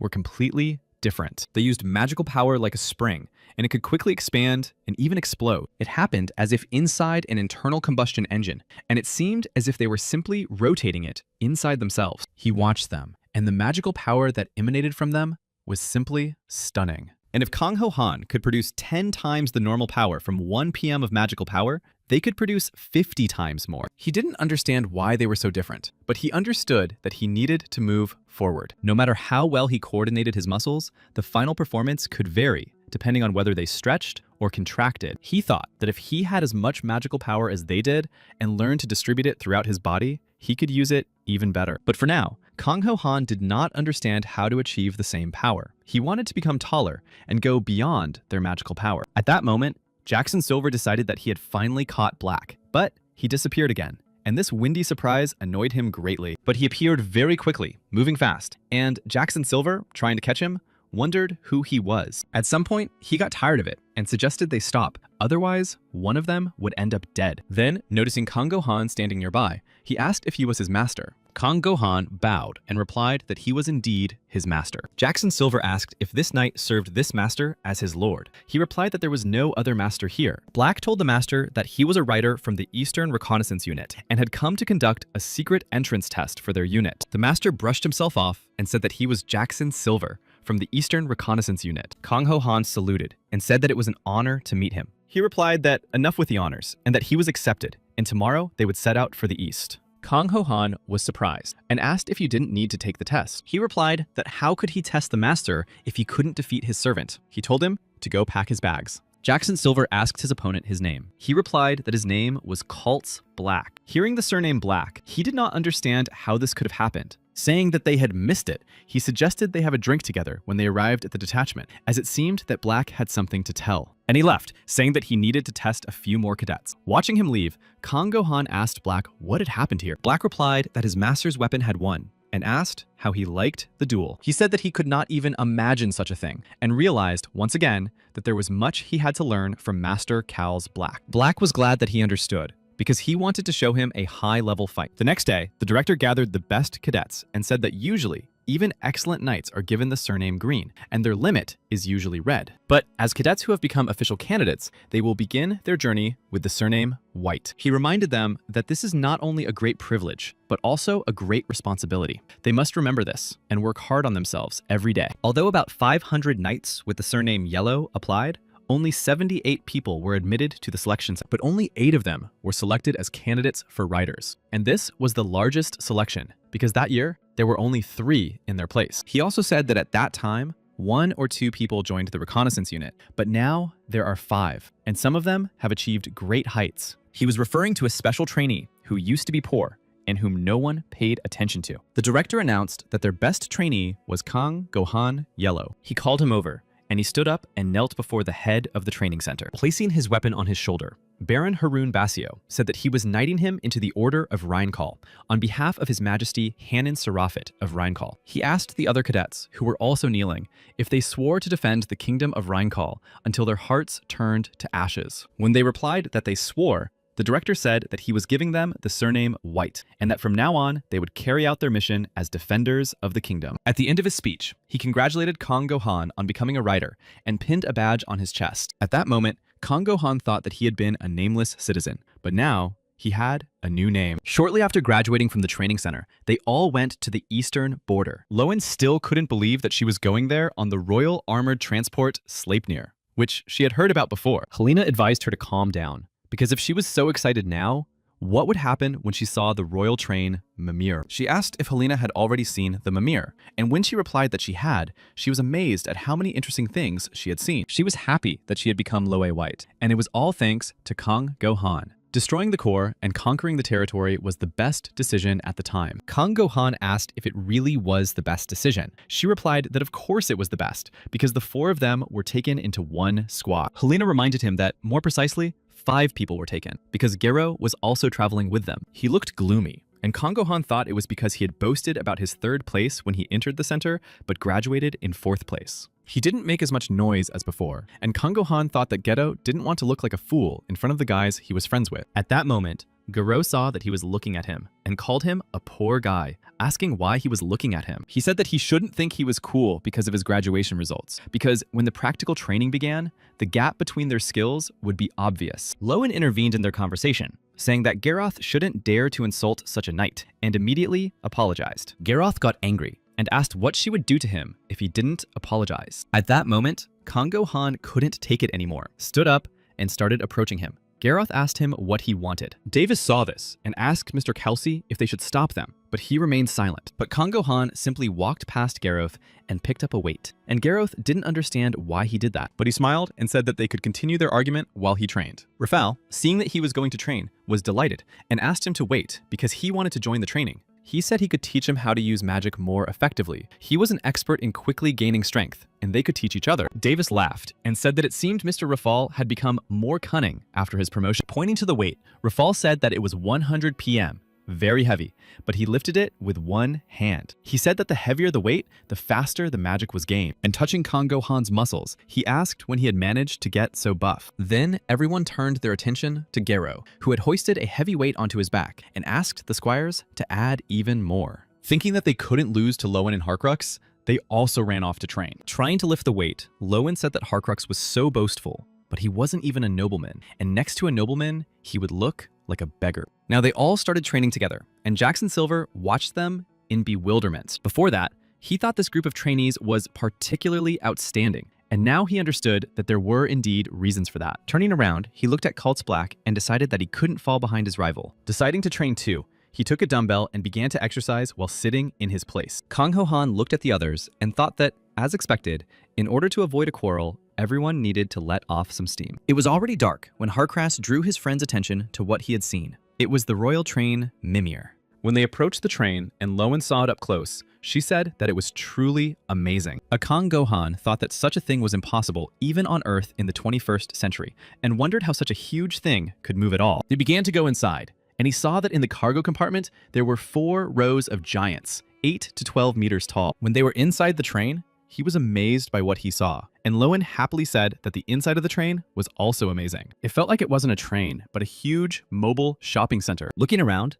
Kang-go-han compared it to a tsunami, or the highest mountain. Such was its enormous power. When the train started moving, Rafal said that the journey would take 4 days, and that they could spend them freely. He asked if everyone had received their room keys. Patting Harcrux on the back, Lowen said that this was another 4-day vacation, and that they needed to explore the train. Kang-go-han kept thinking that this was the civilization of Laniakea, which seemed backward, but it used a huge amount of energy that was not available on Earth. If they could create such a train, why not create a giant that was just as powerful? A huge force that could destroy mountains and cause tsunamis. While he was thinking about this, Lowen approached him and asked if he wanted to look around with them, but realized that he couldn't hear her. Black understood what he was thinking and said that there was a training center in Mimir. This interested Kang-go-han, and he said that there was excellent equipment there and that he might discover a whole new world. He asked if he should take him there, and Kang-go-han replied that of course he should, and decided to go there right away. Then Black asked permission to tell him what he had seen the night before. He remembered the duel between Jackson Silver and Cals Black. Their methods of using magic were at a high level, like the secret power of knights. Colt said that learning it would not be easy, but Kang-go-han said that it was even more interesting, because if there were no obstacles, victory would not be as sweet. Saying that he was looking forward to it, he went to the training center with Cults, while the others just watched them leave. Lowen said that it seemed he would not be going with them. Helena was surprised that he had been training all this time and was now going to train again. Upon entering the training center, Kang-go-han saw many people and said that it was a gym. Black said that the train ran between the border areas of the kingdom, and most of the passengers were fighters and riders, which is why it was so hot here. Sweat, passion, strength, and defiance reigned here. Compared to Earth in the 21st century, Laniakea was an extremely unpleasant place. But since there were training centers in this unpleasant place, Kang-go-han could make a happy life for himself. Black led him into a room where there were huge pillars covered with monster skin. Kang-go-han realized that they were punching bags. He thought these people were crazy, and their punching bags looked shabby. Black said that if he wanted to become a real knight, he would have to change the form and nature of his magical power and learn to control it. Usually, learning the skill took some time, but he thought the master would be able to do it. By changing the form of magical power, he would be able to immobilize much more power, regardless of how much he had. After listening to him, Kang-go-han understood why the battle between Jackson and Cults was so intense. Activating his abilities, Black said that magical power was something that went beyond consciousness and could become anything. And if he could realize this, he would be able to control the nature of his magic. Swinging his arm, Black hit the punching bag with such force that the men in the room turned to look. They were amazed at such enormous power and thought that this man was a giant writer. Black showed this blow to Kang Go-han and said that then he would be able to approach transcendence. Kang Ho-han asked him in surprise what exactly he should do. He replied that he should make his magical power more flexible and elastic, then twist it strongly as if pulling a bowstring and release it sharply. And he showed how sharp the blow should be and said that it was quite simple. Kang Ho-han hesitated a little and just laughed. He grabbed his head, trying to understand how to make his magical power flexible and elastic, and then twist it. Kang Go-han thought that it might be easier if he used his visualization abilities and imagined himself standing at full height. He imagined his magical power in the form of a thin thread, and while it was in that state, he had to twist it. It wasn't easy.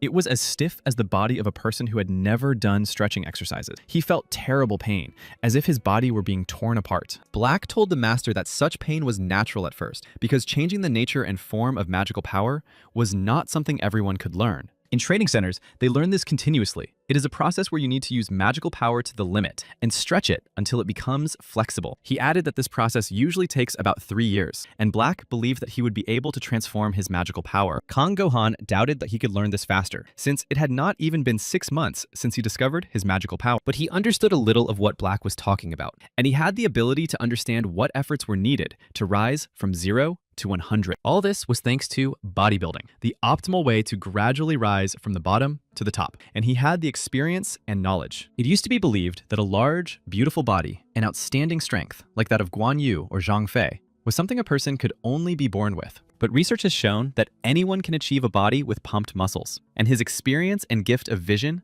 are something that no one else in this world has. Be that as it may, he began to think about where to start, and he realized that what he needed was stretching, because he needed to make his rigid magical power flexible. It was an unusual method in which he had to twist his magical power until he lost consciousness. With his ability, he could observe the stretching of magical power, and he believed that this was the best method. Cults Black understood that he had begun, but of course, he had no idea what exactly the master was doing now. But one thing he knew for sure was that the master always did everything his own way and achieved outstanding results. At the training center, he also refused to follow the accepted training program and practiced alone, despite the ridicule of the others. But he was able to prove himself right and achieved tremendous growth without asking anyone anything and conducting complex training sessions, sweating profusely. Black thought that the master was like a monster, and this time, he also found his own way. 5 hours later, Kang Ho-han happily thought that he had definitely been able to spin magical power for a short time. He approached the punching bag, deciding to try again,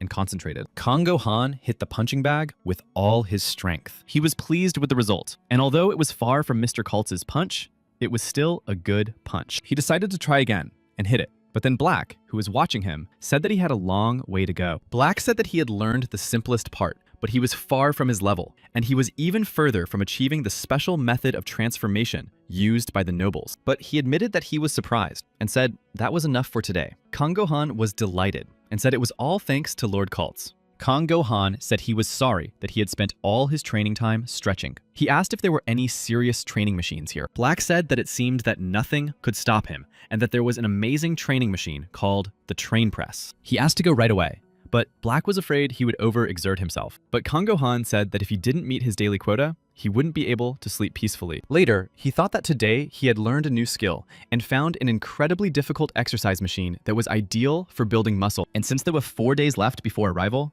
it would be good to take the Alliance dietary supplements today to increase his magical power for 3 days. The train had the best exercise machines, and no one would disturb him. The next 3 days in Mimir would be the best time to take these supplements. After all, he wanted to become strong enough to defeat the strongest fighter as soon as possible. But then, Ren and Genie, the head of the maintenance team, who had left the training center earlier than the Giants, stood next to him, looking at them. He called her by name, and she turned around and was surprised to see Kang Go-han yellow. He laughed and said that he was now white, and Ren and Genie congratulated him. Kang Go-han remembered that she had said she was going somewhere and asked if she was going to the eastern border and why she had switched to a polite style of speech. She replied that she couldn't treat him with contempt because he was now white and was indeed going there. Rin and Genie asked if he was there to see the Giants too. He replied that he was, and she said she had expected that and that she was good at reading people. Kang Go-han didn't understand what she meant. So Ren and Genie asked if he liked giants. He replied that he loved them. Hugging him, she asked if he would go on a date. He asked if it was with her,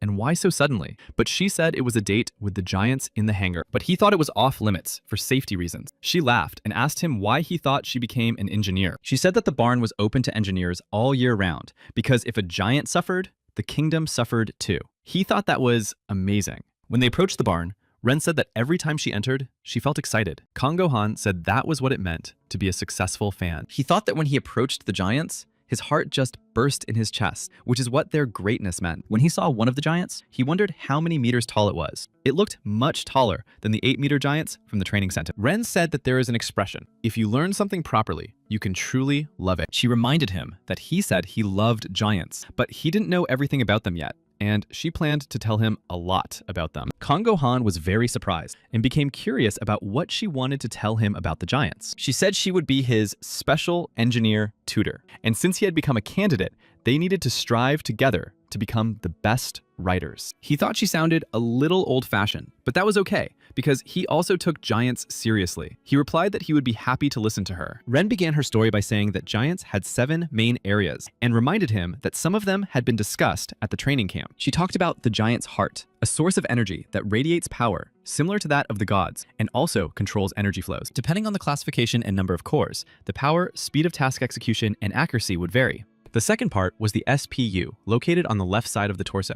It was a device that allowed the writer to possess divine and cognitive abilities. Kang Go-han remembered Pectoralis, whom he had met at the training center. He had a powerful SPU and could track 1,000 targets the size of a pea. This gave him an advantage during the battle in the monster forest. He was curious about how strong the sensory abilities of these giants were. Ren said that the strongest giants could even recognize supersonic attacks directed at them from close range. Kang Go-han wondered to what extent the giant's abilities could be upgraded. Ren suggested climbing higher for a better view. She pointed out that these giants' weapons had many slots, while the training center only had models with a limited number. In addition, Ren mentioned the giant's protective armor, asking if she needed to explain why it was necessary. And the final area was the giant's rider itself. All these components worked as a single unit, providing power for the giant's heart to function. She added that no matter how amazing a giant was, without a rider, it was useless. Kang Go-han compared it to something like a computer on planet Earth, but still, it was strange to him no matter how he looked at it. He asked Miss Ingenie how such a large amount of weapons and supplies could fit into the compartments. After all, even the weapons used in the center were huge. Winking at him, she replied that this was the main topic of their lesson today. It was the magic of engineering, and that was why they were all crazy about giants. Using one weapon as an example, she said that it was created with the help of engineering magic and could change its size. Kang Go-han wondered how something like this could be done using only human technology. She replied that it was impossible because complex devices and magical engineering came to them from the legacy of the gods. If you explore the area and destroy monsters, you can obtain opate material, which is used to make improved parts for the giants. She told him about the land on the continent where Laniakea was located, which was covered with the bodies of ancient gods and demons. And there, in the place where monsters were born, a giant capable of defeating them was also born. All this was the legacy of a great battle, and so she asked Kang Ho-han White to become an excellent writer of the eastern borders. She added that if he obtained good components, she would be able to significantly upgrade his giants. He asked if it was possible to upgrade and enlarge the weapons compartment and modify the SPU device. She replied that it was possible. Kang Go-han thought about the dozens of giants and the incredible power that moved the huge royal train Mimir about magical engineering. It had only been 6 months since he felt the magical power within himself, and he still had a long way to go. As long as a railroad. He heard a message saying that the train was passing through seas and lakes, and that you could hear the voice of a monster mermaid calling people and asking them to close the window. Kang Go-han looked at the lake. It covered a huge area. He couldn't see the end of it, and it looked more like the sea. He remembered the areas they had passed through in 2 days, a fairy tale field, and a forest of monsters. He thought that these were very large territories that had been explored for many years. He thought that if he had ended up in Laniakea 100 years ago, he would have had to lead a miserable existence, unable to escape such a situation. But now, humanity was expanding its territories with the help of giants, and he was curious about what awaited him at the end of the railroad. He understood that this would not be training, but real combat. But today, he couldn't wait for his training. Davis asked if he was training again. He replied that there was no time to rest, and that he should also wake up earlier to to train together. Black approached them, and Kang Gohan asked him to take care of Davis. Davis said that his whole body ached, but Black still promised to take care of him. Kang Gohan said that over the past few days, he had seen improvement. Davis's shoulders had broadened, and thanks to training, he looked 10 years younger. Helena saw Kang Gohan and said that he had trained very hard yesterday and asked if he was going to train again. She asked if it hurt him, because at such moments, she thought she was going to die. He replied that he felt his muscles growing and couldn't stop. In addition,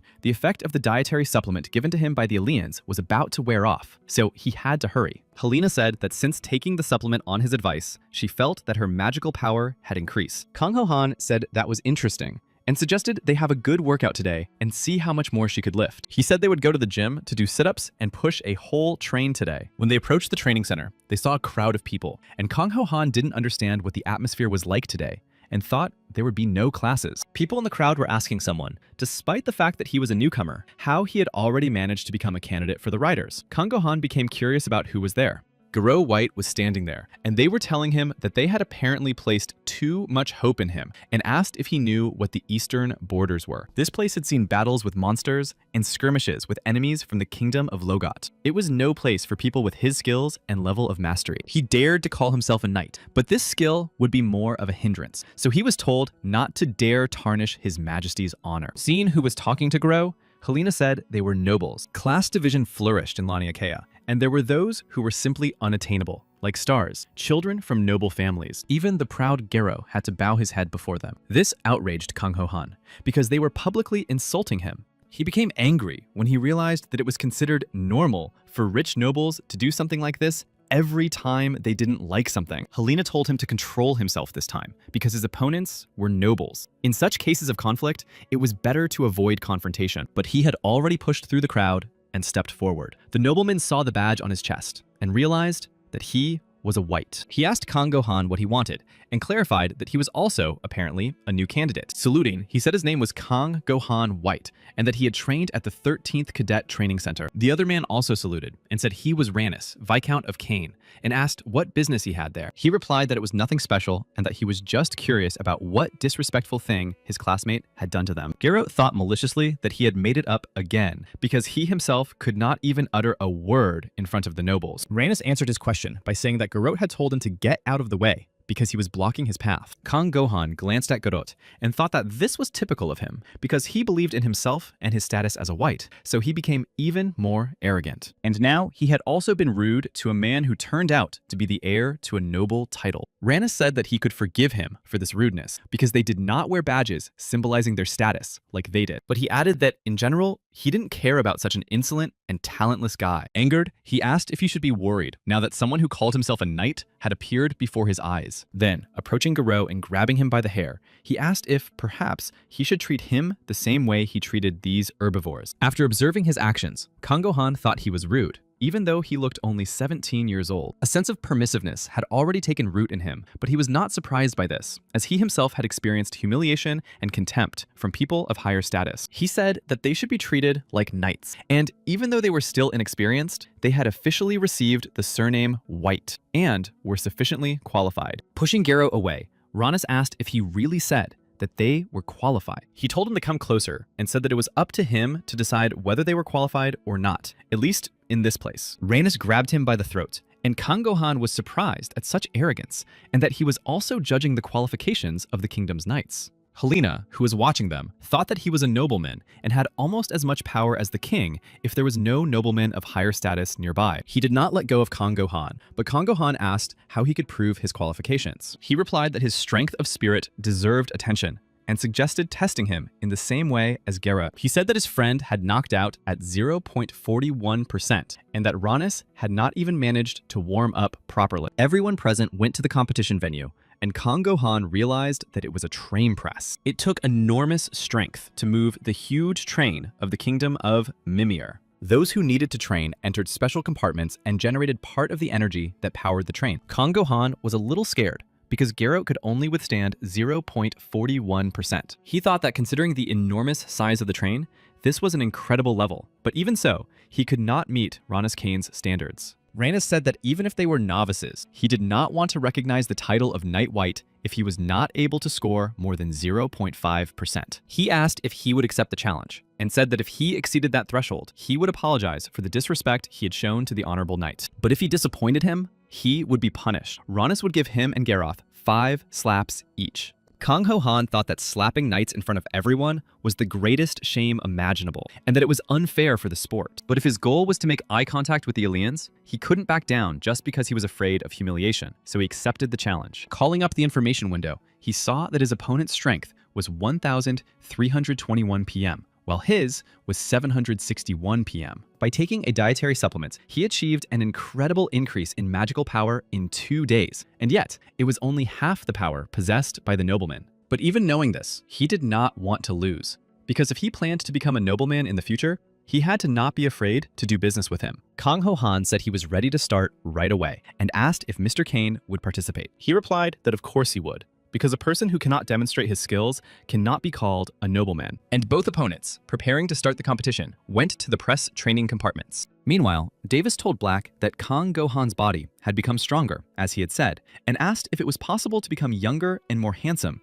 by increasing one's strength. The two of them were just passing by a crowd of people, and when Black saw Kang Gohan, he realized that it was a fight with the nobles. Upon entering the compartment, Kang Gohan thought that the principle of the press was similar to increasing strength in a giant, but the difference was in stability. Taking off his uniform, he decided that the press was a fantastic exercise machine on which one could challenge oneself and lift the maximum weight without risking one's life. He convinced himself that he could do it, and even if he didn't have much magical power, he could achieve 3 repetitions with the maximum weight. For example, 10 ringgits means lifting the barbell with the maximum weight and failing on the 11th lift. Similarly, with magical power, some people have a rating of approximately 10 to 20 ringgit. Using magical power is a more complex process and requires more willpower than using physical strength. Kang Ho Han exhausted himself with magical power training from the very beginning, but even after his magical power increased, 1 RM was difficult for him. However, his ability to see his body's parameters allowed him to directly see the flow of magical power. Therefore, he wanted to try fighting. He started the competition and needed maximum performance without breaks. Kang Gohan began synchronization and understood the pleasure of training. It was the union of a small man with the Mimir train, which was much larger than a giant. Now, he could feel the movement of the train with his whole body. He could even feel the rushing wind blowing from the plains and feel the train rushing forward, cutting through the wind sharply. Kang Gohan felt the earth shaking and trembling, as if it were touching his skin, giving him goosebumps. The higher the percentage, the more interesting the sensations became, and he had to go all the way. People watching the competition were amazed that he had already exceeded the 0 mark by 0.6%, and they were curious to see how far he would go. Kang Gohan was curious to know what percentage Ranus Kane had achieved by this point, as he continued to push the train without stopping. But then he began to realize that he was already at his limit. His knees and back were shaking, his vision was darkening, and it was becoming difficult to breathe. Seeing this, the audience felt sorry for him and thought he would stop there, but they still considered it a successful attempt. However, gritting his teeth, he decided that this was not all, because he had not yet reached the personal record he had set yesterday. He still had an ace up his sleeve, and that was the transformation of magical power. He knew he couldn't squeeze out much, but thanks to this, he would overcome the limits of his magical power and set a new record. And he decided to challenge himself with the strength he had left and take the heaviest weight, which he wouldn't be able to take a second time, 1 ringgit. Kang Gohan knew that if he stopped, his vision would darken. And finally, he realized that he had managed to generate more than 1% of the energy for this huge train. He was able to break through his barrier. Judging by the information window, after using his magical power, his willpower had increased by 1 unit. He thought that this dispute was worth it. And even Helena, who possessed a power of more than 1,000 PM, could only achieve 0.72%.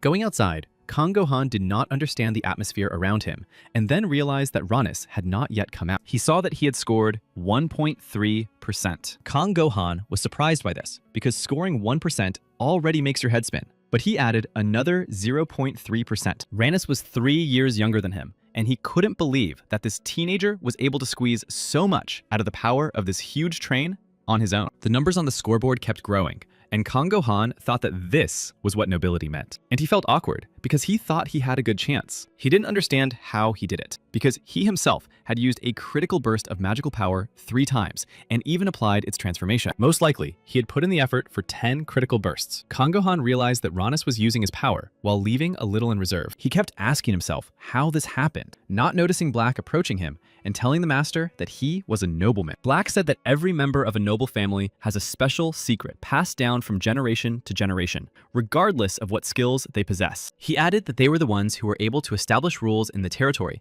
and master their skills, so ordinary people could not even keep up with them. But even so, Kang Go-han could never have imagined that the secret knowledge of noble families would be at such a level. At that moment, Rannis stopped and left. His score was 2.36%. Kang Go-han understood that there was an insurmountable wall, a huge gap between them, and that he, who had promised to become a nobleman, had to overcome this gap. Approaching him, Rannis said that it had been interesting to argue with him and that he was different from that herbivore, meaning Jarot. He apologized for humiliating such a noble knight, and he said that nobles apologize not only with words. Rannis called a servant who was standing nearby holding a suitcase and told him to bring it over. The suitcase contained a modernized part for the SPU, and if it was inserted into the giant, the performance of the touch-sensitive information processing device would improve. He said that it would definitely be useful to Kang Go-han and help him forget about his rudeness. Kang Go-han thanked him, but his mood was ruined. Rannis and the others left, and Kang Go-han, looking at the suitcase, felt as if he had been given alms. Still, he was grateful to Rannis for giving him a good part that would make the giant stronger, and he thought that step by step, he would become stronger, and at some point, he would find himself in the position he was in now. After a while, the train arrived at its final destination,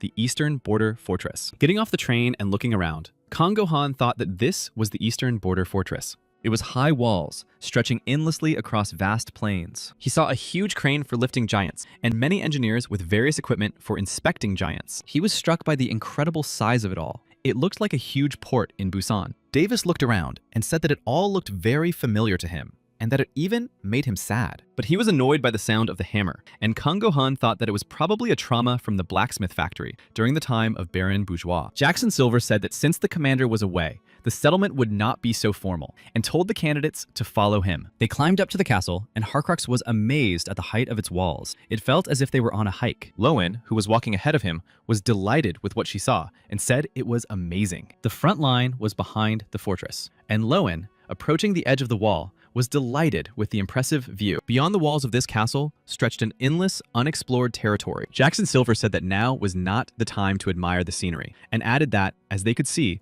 the fortress was surrounded by uncharted lands. He warned that if they were assigned to this area, they would not be able to spend their days lying in bed, because battle could break out at any moment. Pointing into the distance, he said that the fiercest battle was there, in the sea labyrinth that they had begun to explore 3 years ago. Rafal said in surprise that it was the sea, and asked if there really was a labyrinth in it. He replied that it was a large lake with salt water, but what was unusual was that the land under the water was shaped like a complex labyrinth. Lowen asked if that meant they could only sail through narrow passages. He said she was smart, and that was true. And that's why it was strategically important to them. This region was rich in resources and had become the largest battlefield between the kingdoms of Rheinkall and Logot, with fighting taking place every day recently. But he said that they had not been assigned to this region because the official giant riders, Silver and Gold, were there. They would have to defend the fortress from the rear and destroy the monster villages, or explore small unexplored territories nearby. He said that in these places, out of 3 people sent, 1 couldn't take it and gave up. Another was transferred due to injuries, and the last one was shaking with fear. Jackson Silver added that he had lost many colleagues this way,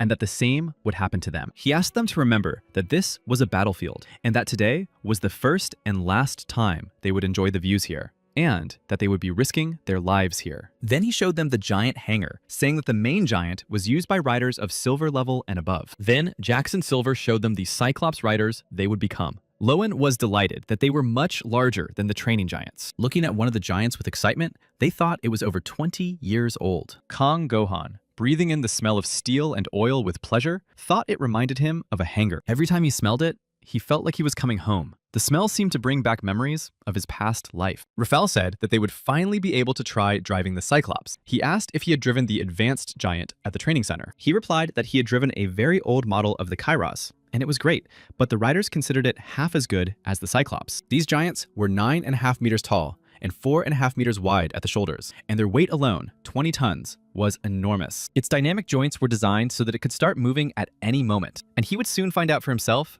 that this was a completely different level. Jackson Silver said that all these giants were similar in characteristics, so they could choose the one they liked best. Lowen and Harkwex immediately ran to choose, and Harkwex said that the coolest giant would belong to him. Kang Gohan thought that no matter how much Jackson tried to scare them, they still couldn't contain their enthusiasm. It was the excitement of becoming real writers. But even though Jackson Silver said they were all similar, Kang Gohan still wanted a giant that would exceed all expectations. Looking at one of the giants, Rafal thought it might be worth trying to start its engine, and Kang Gohan thought it was time for him to start too. Noticing him, Helena wondered if Kang Gohan White had already chosen a giant. She remembered that this was also the case during training camp, when he didn't try to start the giant, but simply chose something on his own. And indeed, approaching one of the giants, he thought that this was the one, and said that he was choosing this giant. Seeing that he had made his choice, Rafal said that he had done the same thing at the training center. He could feel and choose it on his own, and he was jealous. Looking at the chosen giant, Kang Gohan gave it the name Femoral,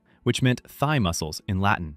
When they had all chosen their giants, Jackson Silver said that next week, they would only have to choose and equip them with weapons. He said they needed to think about what fighting style they could use to remain riders for a long time. So they were given a week. They needed to check the equipment that was already in the arsenal. There was so much of it that even a routine inspection would take a long time. Kang Gohan understood that he needed to choose his weapon and build his fighting specialty around it, but there was so much of it that he didn't know how to check it all in time. Rafal Black was already busy testing his weapons, and they had a long way to go because there were countless weapons gathered here. Jackson Silver said that if they had brought any parts with them, it would be worth loading them into the giant now, and the local craftsman would do everything quickly. Rafal said that he had purchased some parts earlier and asked if he could load them now. Jackson replied that he could, and asked if anyone else wanted to. Gero also said that he had an extra slot for weapons, and one weapon. Jackson said that was great, and that he could install them. Kang Gohan waved him off, but Jackson Silver was surprised, because Rafal was a veteran rider with 4 years of experience, and Gero was from a wealthy family. He asked Kang Gohan if he really had something or if he had misheard. Kang Gohan showed him the suitcase and said it was there. Looking at the contents of the suitcase, Jackson Silver was surprised because it was a part for an SPU. He asked where he got such an expensive thing. He replied that he was just lucky.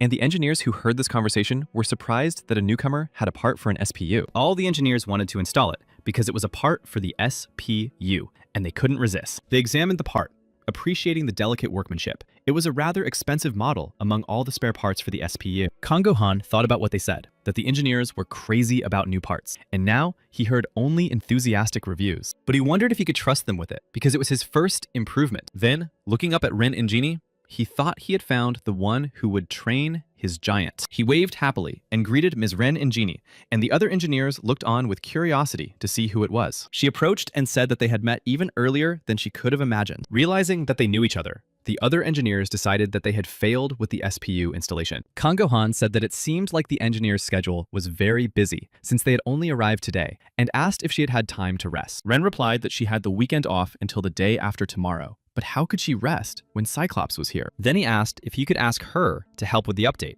and she replied that she had come here for moments like this. At that moment, the other engineers noticed the badge on her chest, which meant that she was an engineer from the Royal Workshop. Meanwhile, Ren and Genie and Kang Gohan went to the service area, and he said that she was very enthusiastic. Looking at his giant, Ren asked if he had already given it a name, and he replied that he had named it Femoral. She said that he always gave them unique names, and decided to start upgrading Femoral right away. Ren and Genie began working, saying that the new SPU would be very suitable for Femoral. She took some kind of compound and began pouring it onto the hammer, and Kang Gohan, a little frightened, asked what she was pouring. She replied that it was a magical compound, and that the Mirni used to make the SPU could freely change shape when it reacted with the compound. Watching her work, he thought it looked like ordinary hammer blows, but they changed the position and shape of the complex gears inside the SPU. He saw how the SPU, as if responding to these blows, emitted a light that was sometimes bright and sometimes soft. It was truly the unfathomable world of magical engineering. When the sound of the hammer became louder,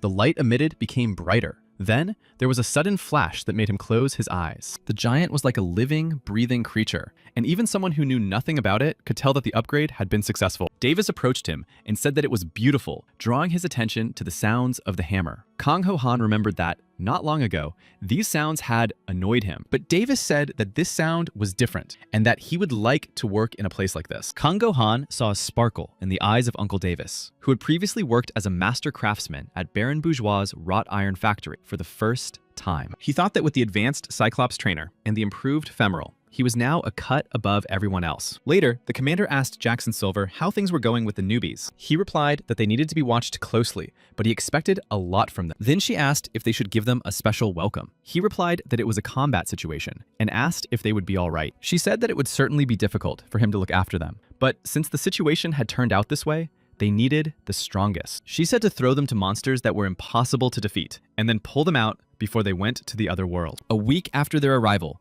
the giant riders were preparing to attack. Kang Go-han saw Jotun, controlled by Silver and Black, up close for the first time. Jackson Silver said that usually when new riders come to them, there is an official meeting, but now things were different, and he announced that they had been assigned their first mission. They were all surprised, but Lowen was delighted, saying, "Finally!" At the entrance to the Great Forest, a group of goblins had formed a village and were growing in power, and he gave them the task of reducing their numbers as much as possible. After listening to Jackson Silver's speech, Kang Go-han thought that they were finally going into real combat. When he ordered the recruits to get into their Cyclops, they happily ran to them. Sitting in the giant, Kang Go-han assessed that the level of visibility was better than in the pectoralis. Strong pressure enveloped his body, but he could get used to it. He asked himself if he was nervous and answered that he was not, because the enemy was a goblin. Raphael loaded in 8 seconds, Kang Go-han in 31, and the rest in 45 seconds, which was not a bad result. Lowen said that this mission was too boring because it was goblins. She asked when they would be sent to the front lines. Harcrux also asked if they should be given at least a task with ogres to test their strength, but Helena objected that these people didn't know them and that they had to complete every task, and step by step, they would get closer to receiving bigger missions. When Jackson Silver gave the order to attack, they all ran out of the castle and rushed to the gate exit. While in the giant, Kang Ho-han thought that Jackson had said to make mincemeat, and he knew exactly what he meant. Goblins were coming out from everywhere, emerging from behind tree trunks and jumping off branches. They ran, clinging to the giants and throwing weapons, and everywhere you looked, there were goblins. With a few blows, they were torn to pieces and crushed with fists. There were even cases where they exploded from the force of the blows. It felt like, instead of fighting, they were chopping onions, crushing garlic, and slicing tomatoes, as if they had been thrown into a huge cooking area. For some reason, they separated the recruits from Rafal and gave them a separate task. Jackson Silver just stood above and watched them. Kang Go-han even thought that it felt like they wanted to turn them into minced meat, but he decided that he would take on all of them, no matter how many there were, because wherever he went, there was this damn hazing. He already understood his intentions. The food supplement had been completely absorbed, thanks to which his magic level had increased to 832 over the past week. His strength had also increased, but it was still not enough to cope with the flow of goblins, and he wondered if they would be all right. Kang Ho-han asked the guys how they were doing with their strength recovery rate and if they were okay. Lowen replied with regret that the process had slowed down. Helena had about 60% of her original strength left. Her strength was being depleted faster and faster, and it couldn't go on like this. Kang Go-han knew that strength had the ability to recover quickly if it was used up to the limit. But the more it was used, the slower the recovery rate became, and this was especially noticeable in the weakest. The weakest among them was Harcrux, who now realized that he had no time to rest, as he tired too quickly. Thinking that if they lost even one person, he would not have the strength to hold on, Kang Go-han decided that he needed to buy some time. He shouted to Harcrux that he needed a little time to recover. The goblins began attacking again, and as he fought them off, he thought that even though they were smaller than a giant's fist, there were so many of them that there was no end in sight. At that moment, Helena realized what needed to be done. She told everyone to focus and form a circle around Harcrux. She shouted for everyone to switch their weapons to huge shields and catch their breath while Harcrux regained his strength a little. Weapons created with magical engineering could change size. When they were placed in the inventory, the rotation of the gears reduced their size, and when they were taken out, the same gears returned them to their original size. Now all the giants took out huge shields, and the crowds of goblins could not break through them. Lowen did not like this at all, and she believed that if Mr. Raffle were with them, they would quickly deal with everything. Helena said that it would be an excellent strategy if she and Rafal attacked the goblin village from two sides. Kang Go-han thought that they didn't even know how to retreat because goblins were rushing at them from all sides. It was a planned tactic to make them suffer. And although it was reckless to attack giants when they were 160 centimeters tall, they put pressure on the riders because of their numbers. Watching what was happening, Jackson Silver thought that the recruits were reaching their limit and that it might be time to intervene. At one point, a goblin with a huge weapon appeared, and his blows to the shield were different from the previous one. Kongo Han realized that this weapon was made of a material from the bodies of ancient gods and demons. Helena said that this could not go on, and suggested that as soon as everyone caught their breath, they should attack again before more goblins arrive. She asked Garou to clear the way, because if he, with his greatest firepower, took the initiative, they would be able to unite even more. He agreed, and Helena told the others to fight the goblins that remained after he cleared the way. Garou decided to use a special explosive magic weapon that Viper had brought with him. After a while, he cleared the way, and while everything was quiet, the goblins did not attack. But Garou thought it was unwise to use Viper several times during the battle due to its high power consumption, and silently prayed for it all to end. Kang Gohan, seeing that the path was clear, said that now they would roast them, and rushed into the attack, the others following him. They continued to fight the goblins, but they were endless, and it felt like they had already defeated more than 1,000 of them. Kang Gohan's strength had greatly diminished, and he realized that even if he rested, he would not regain even half of his strength. It felt as if he had walked 40 kilometers with a huge weight on his back. Femoral was also tired, and his joints were creaking. Lowen asked if anyone had special weapons like Jirou's, but still, the number of monsters was more than they could handle. However, Helena said that if they retreated, their lives as riders would be over, and they had to hold out until the order to retreat was given. Kang Gohan thought that training should be conducted systematically, based on scientific data, and should not be backward and ignorant. But there was no other way out, and clenching his fist, he thought that he had no choice but to accept their methods, and he hated himself for still being weak. He thought that if they had had the opportunity to rest, and the goblins' attacks had not been so fast, they might have had a chance. While he was thinking about this, Garou approached him and handed him his Viper weapon. Kang Gohan asked why he had done this, but Garou simply told him to use it. He objected that it was his weapon, but Gareth said that even though he didn't want to admit it, Kang Gohan was stronger than him. He said he didn't want to lose, and thanks to this weapon, Kang Gohan would be able to break the goblins, and he would have time to catch his breath. Garou could only throw it once, and believed that he could do it 2 or 3 times, and that way, he would be able to defeat them. Then, Kang Ho Han took the weapon, thanked Garou, and mentally asked the guys to wait a little longer. Garou began to recall his past when he saw a nobleman mocking his father. The man beat him, and, after he fell, asked how he dared to lie in front of him. He got up, apologizing to the elder, who asked if business was going well, and said that there were rumors that he had become rich. He said that so many gold coins had passed through his hands that he could see nothing but them. He told him to open his eyes and see who was in front of him. The elder said that apparently, when he started spending money and hiring servants, everyone began to look the same to him. He replied that this was not the case. Little Harot heard from around the corner as he said that the person sitting in front of him was no ordinary man. He cried when the elder said that the person sitting in front of him was an aristocrat and that no amount of money could buy him a personality. As they were leaving, his father told Harot that this was not surprising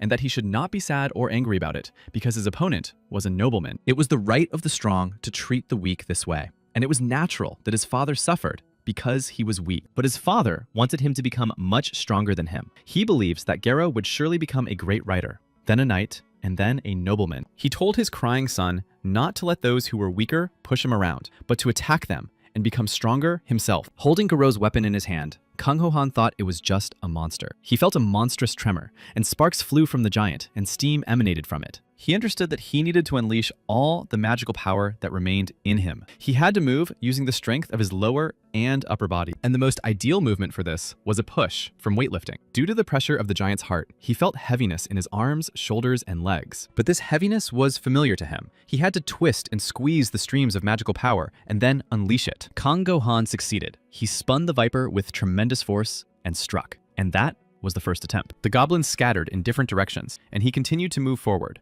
although he could hardly see anything. But it didn't matter to him, because Femoral had a modernized sensor processor and could see all his opponents. Realizing where he needed to strike, he gathered himself and made another attempt. And thinking that he needed one more, he made a third attack. When the dust began to clear, he wondered if he had succeeded. His strength was 3, and he knew that it would begin to recover after the value reached 0. He needed to hide from the goblins and recover. As he slowly led Femoral, the Viper made threatening sounds, and the goblins shied away from him. Even Helena was speechless when she saw that the goblins, who had been flocking to them like moths to a flame, could no longer fight. They all stopped in front of the goblins, who now looked up at the giants but did not attack, and it was stunning. Now they could set the pace of the battle themselves, and if so, they would be able to regain their stamina. When Kang Gohan's strength increased again, he decided it was time to move on to the next step. Helena said that he had regained his strength, and that when they got tired, they would ask him to sweep away the goblins again. Kang Gohan told the guys to hang in there, and now they were leading again, spinning the Viper in preparation for an attack. At that moment,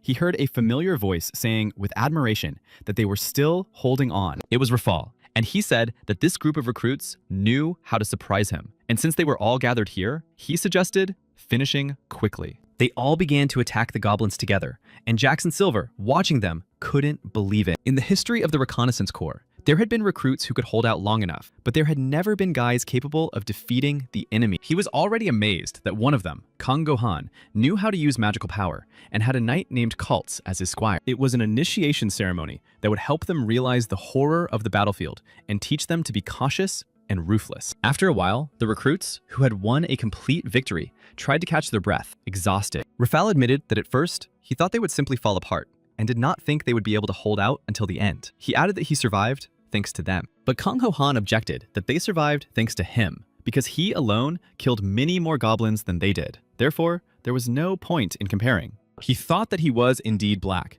and although not yet an official writer, he possessed such a level of skill. Rafal said that he knew many skills and techniques that they still had to learn, and that his weapons were stronger. Therefore, he admitted that they were amazing. Kang Gohan said that they couldn't have done all this without Gero's special weapons, and added that it was all thanks to him. Handing him the Viper, he thanked Gero and said that his weapon had been very helpful. But Gero said that he could keep it, and promised to give him an extra slot for this weapon when they returned to camp. Kang Ho-han was very surprised, and asked again if he really wanted to give him the weapon. Jarrett said that he definitely felt it on the royal train and today. And besides, everyone knows that he is one step ahead. He even teared up, admitting that he wanted to become stronger like Kang Ho-han. Remembering his childhood, he wanted to be on par with a strong man who bravely opposed the nobles. He wanted to acknowledge his superiority and reality. Soon, Jackson Silver reported to the commander that the hazing plan had failed because Rafal Black had joined them. The commander of the eastern border fortress, Kali Stetchwold,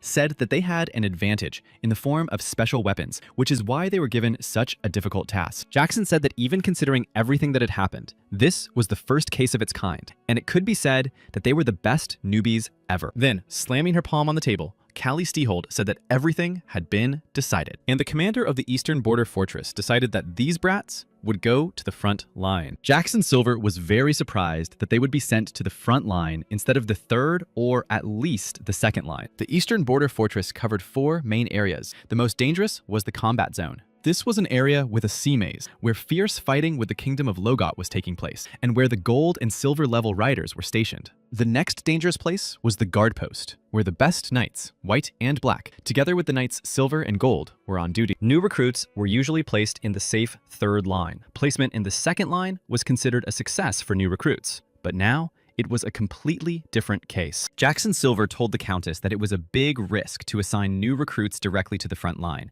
and that it was unprecedented. She replied that the recruits themselves had already done something unprecedented, and in this case, they deserved to be treated in an unprecedented manner. She added that Jackson Silver would be the commander of the checkpoint. He asked what he had done wrong to be assigned as commander of the checkpoint. Jackson said that by assigning him there, she was excluding him from the combat mission, and she knew how long he had waited for this, and that he was obliged to go. She said that if all the aces were sent to the front line, there would be no one left to guard the rear, and she was leaving him in the rear because she cared about him. The number of people there had been cut in half, so the checkpoint was not so easy to guard. That's why she needed him and could rely on him. She asked him to do his best and added that he should think about advancing to the gold level. But she allowed him to use a special medium difficulty tactic for this group of 5 and told him to train them well. He was surprised that she allowed him to use this tactic for beginners, but she said that if he succeeded, he could get a status higher than gold. Now, Kang Gohan felt at peace. Victory is always great, but when he looked at the spoils, his heart beat faster. The spoils were thousands of lifeless bodies of goblins and opats that they had used. When all the spoils were brought in, the engineers were very surprised at how many individuals and opats there were,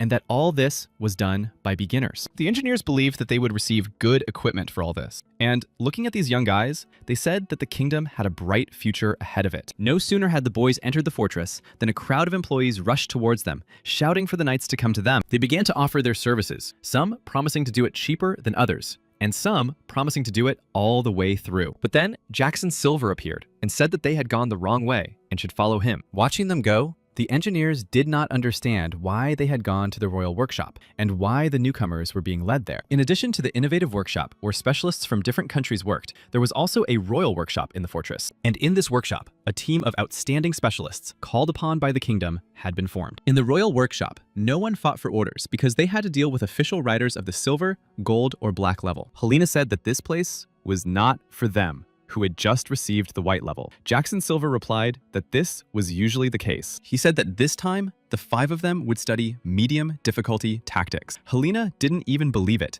and asked again about medium level tactics. Jackson said that was true and that they needed to decide on their positions. Moving between the front and rear, the striker was the most explosive in terms of damage. There were other positions, and each of them had to think about which position suited them best. Lowen said that Kang Gohan should be the striker. He thought that a striker was explosive power, and just hearing the description of the position made his heart beat faster. They decided on that, and Jackson, welcoming them to the royal workshop, warned them to be careful and behave themselves. As soon as they entered, they immediately began to marvel at how huge everything was. But Jackson Silver asked them to be quiet. There were many books and equipment in the royal workshop, and the atmosphere was like that of a huge library. Various types of equipment were stored on tall display cases and shelves. Reference materials were labeled and neatly arranged on the shelves. Riders and technicians were standing around everywhere, discussing something, and no one was advertising their services here. Opening one of the doors, Jackson showed them the firing range. The riders and technicians were preparing for the campaign, and they could watch. In this huge space,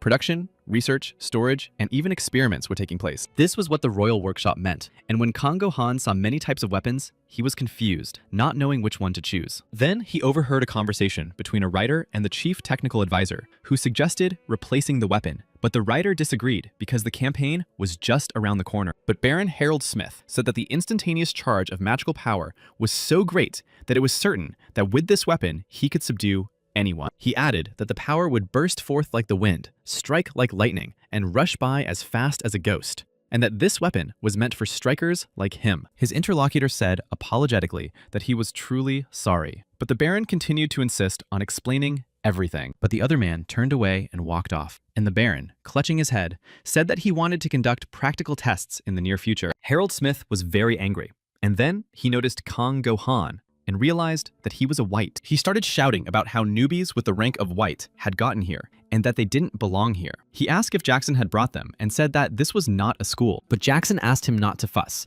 and conveyed the order of the commander-in-chief. After reading the order, he realized that they were going to give equipment from the royal workshop to a bunch of kids who had just received the rank of white. The Baron did not understand how they had come to this and said that it was a disgrace to his gray head, adding that he had never seen anything like it before. Then Kang Gohan turned to the senior advisor. Even though his friends tried to stop him, he asked to see the set of equipment he was talking about. He quoted his words about the enormous strain on the magical power of his special ability and that it was the perfect weapon for a striker. The elder thought that this guy, who couldn't even wield magical power, was talking nonsense. Turning away, he said that today was a terrible day and asked Jackson to remove these children from his sight. But Kang Gohan thought he couldn't miss this chance and that he would definitely get this set. He decided to use his magical power transformation. A whole day had passed since the battle with the goblins, so his condition had normalized, and he realized that he could do it twice. He called out to the Baron, who turned around and asked what he wanted and why he couldn't stop. The other riders watched them and discussed whether the white could use the transformation of magical power. Kang Gohan told the gentleman that he could rotate magical power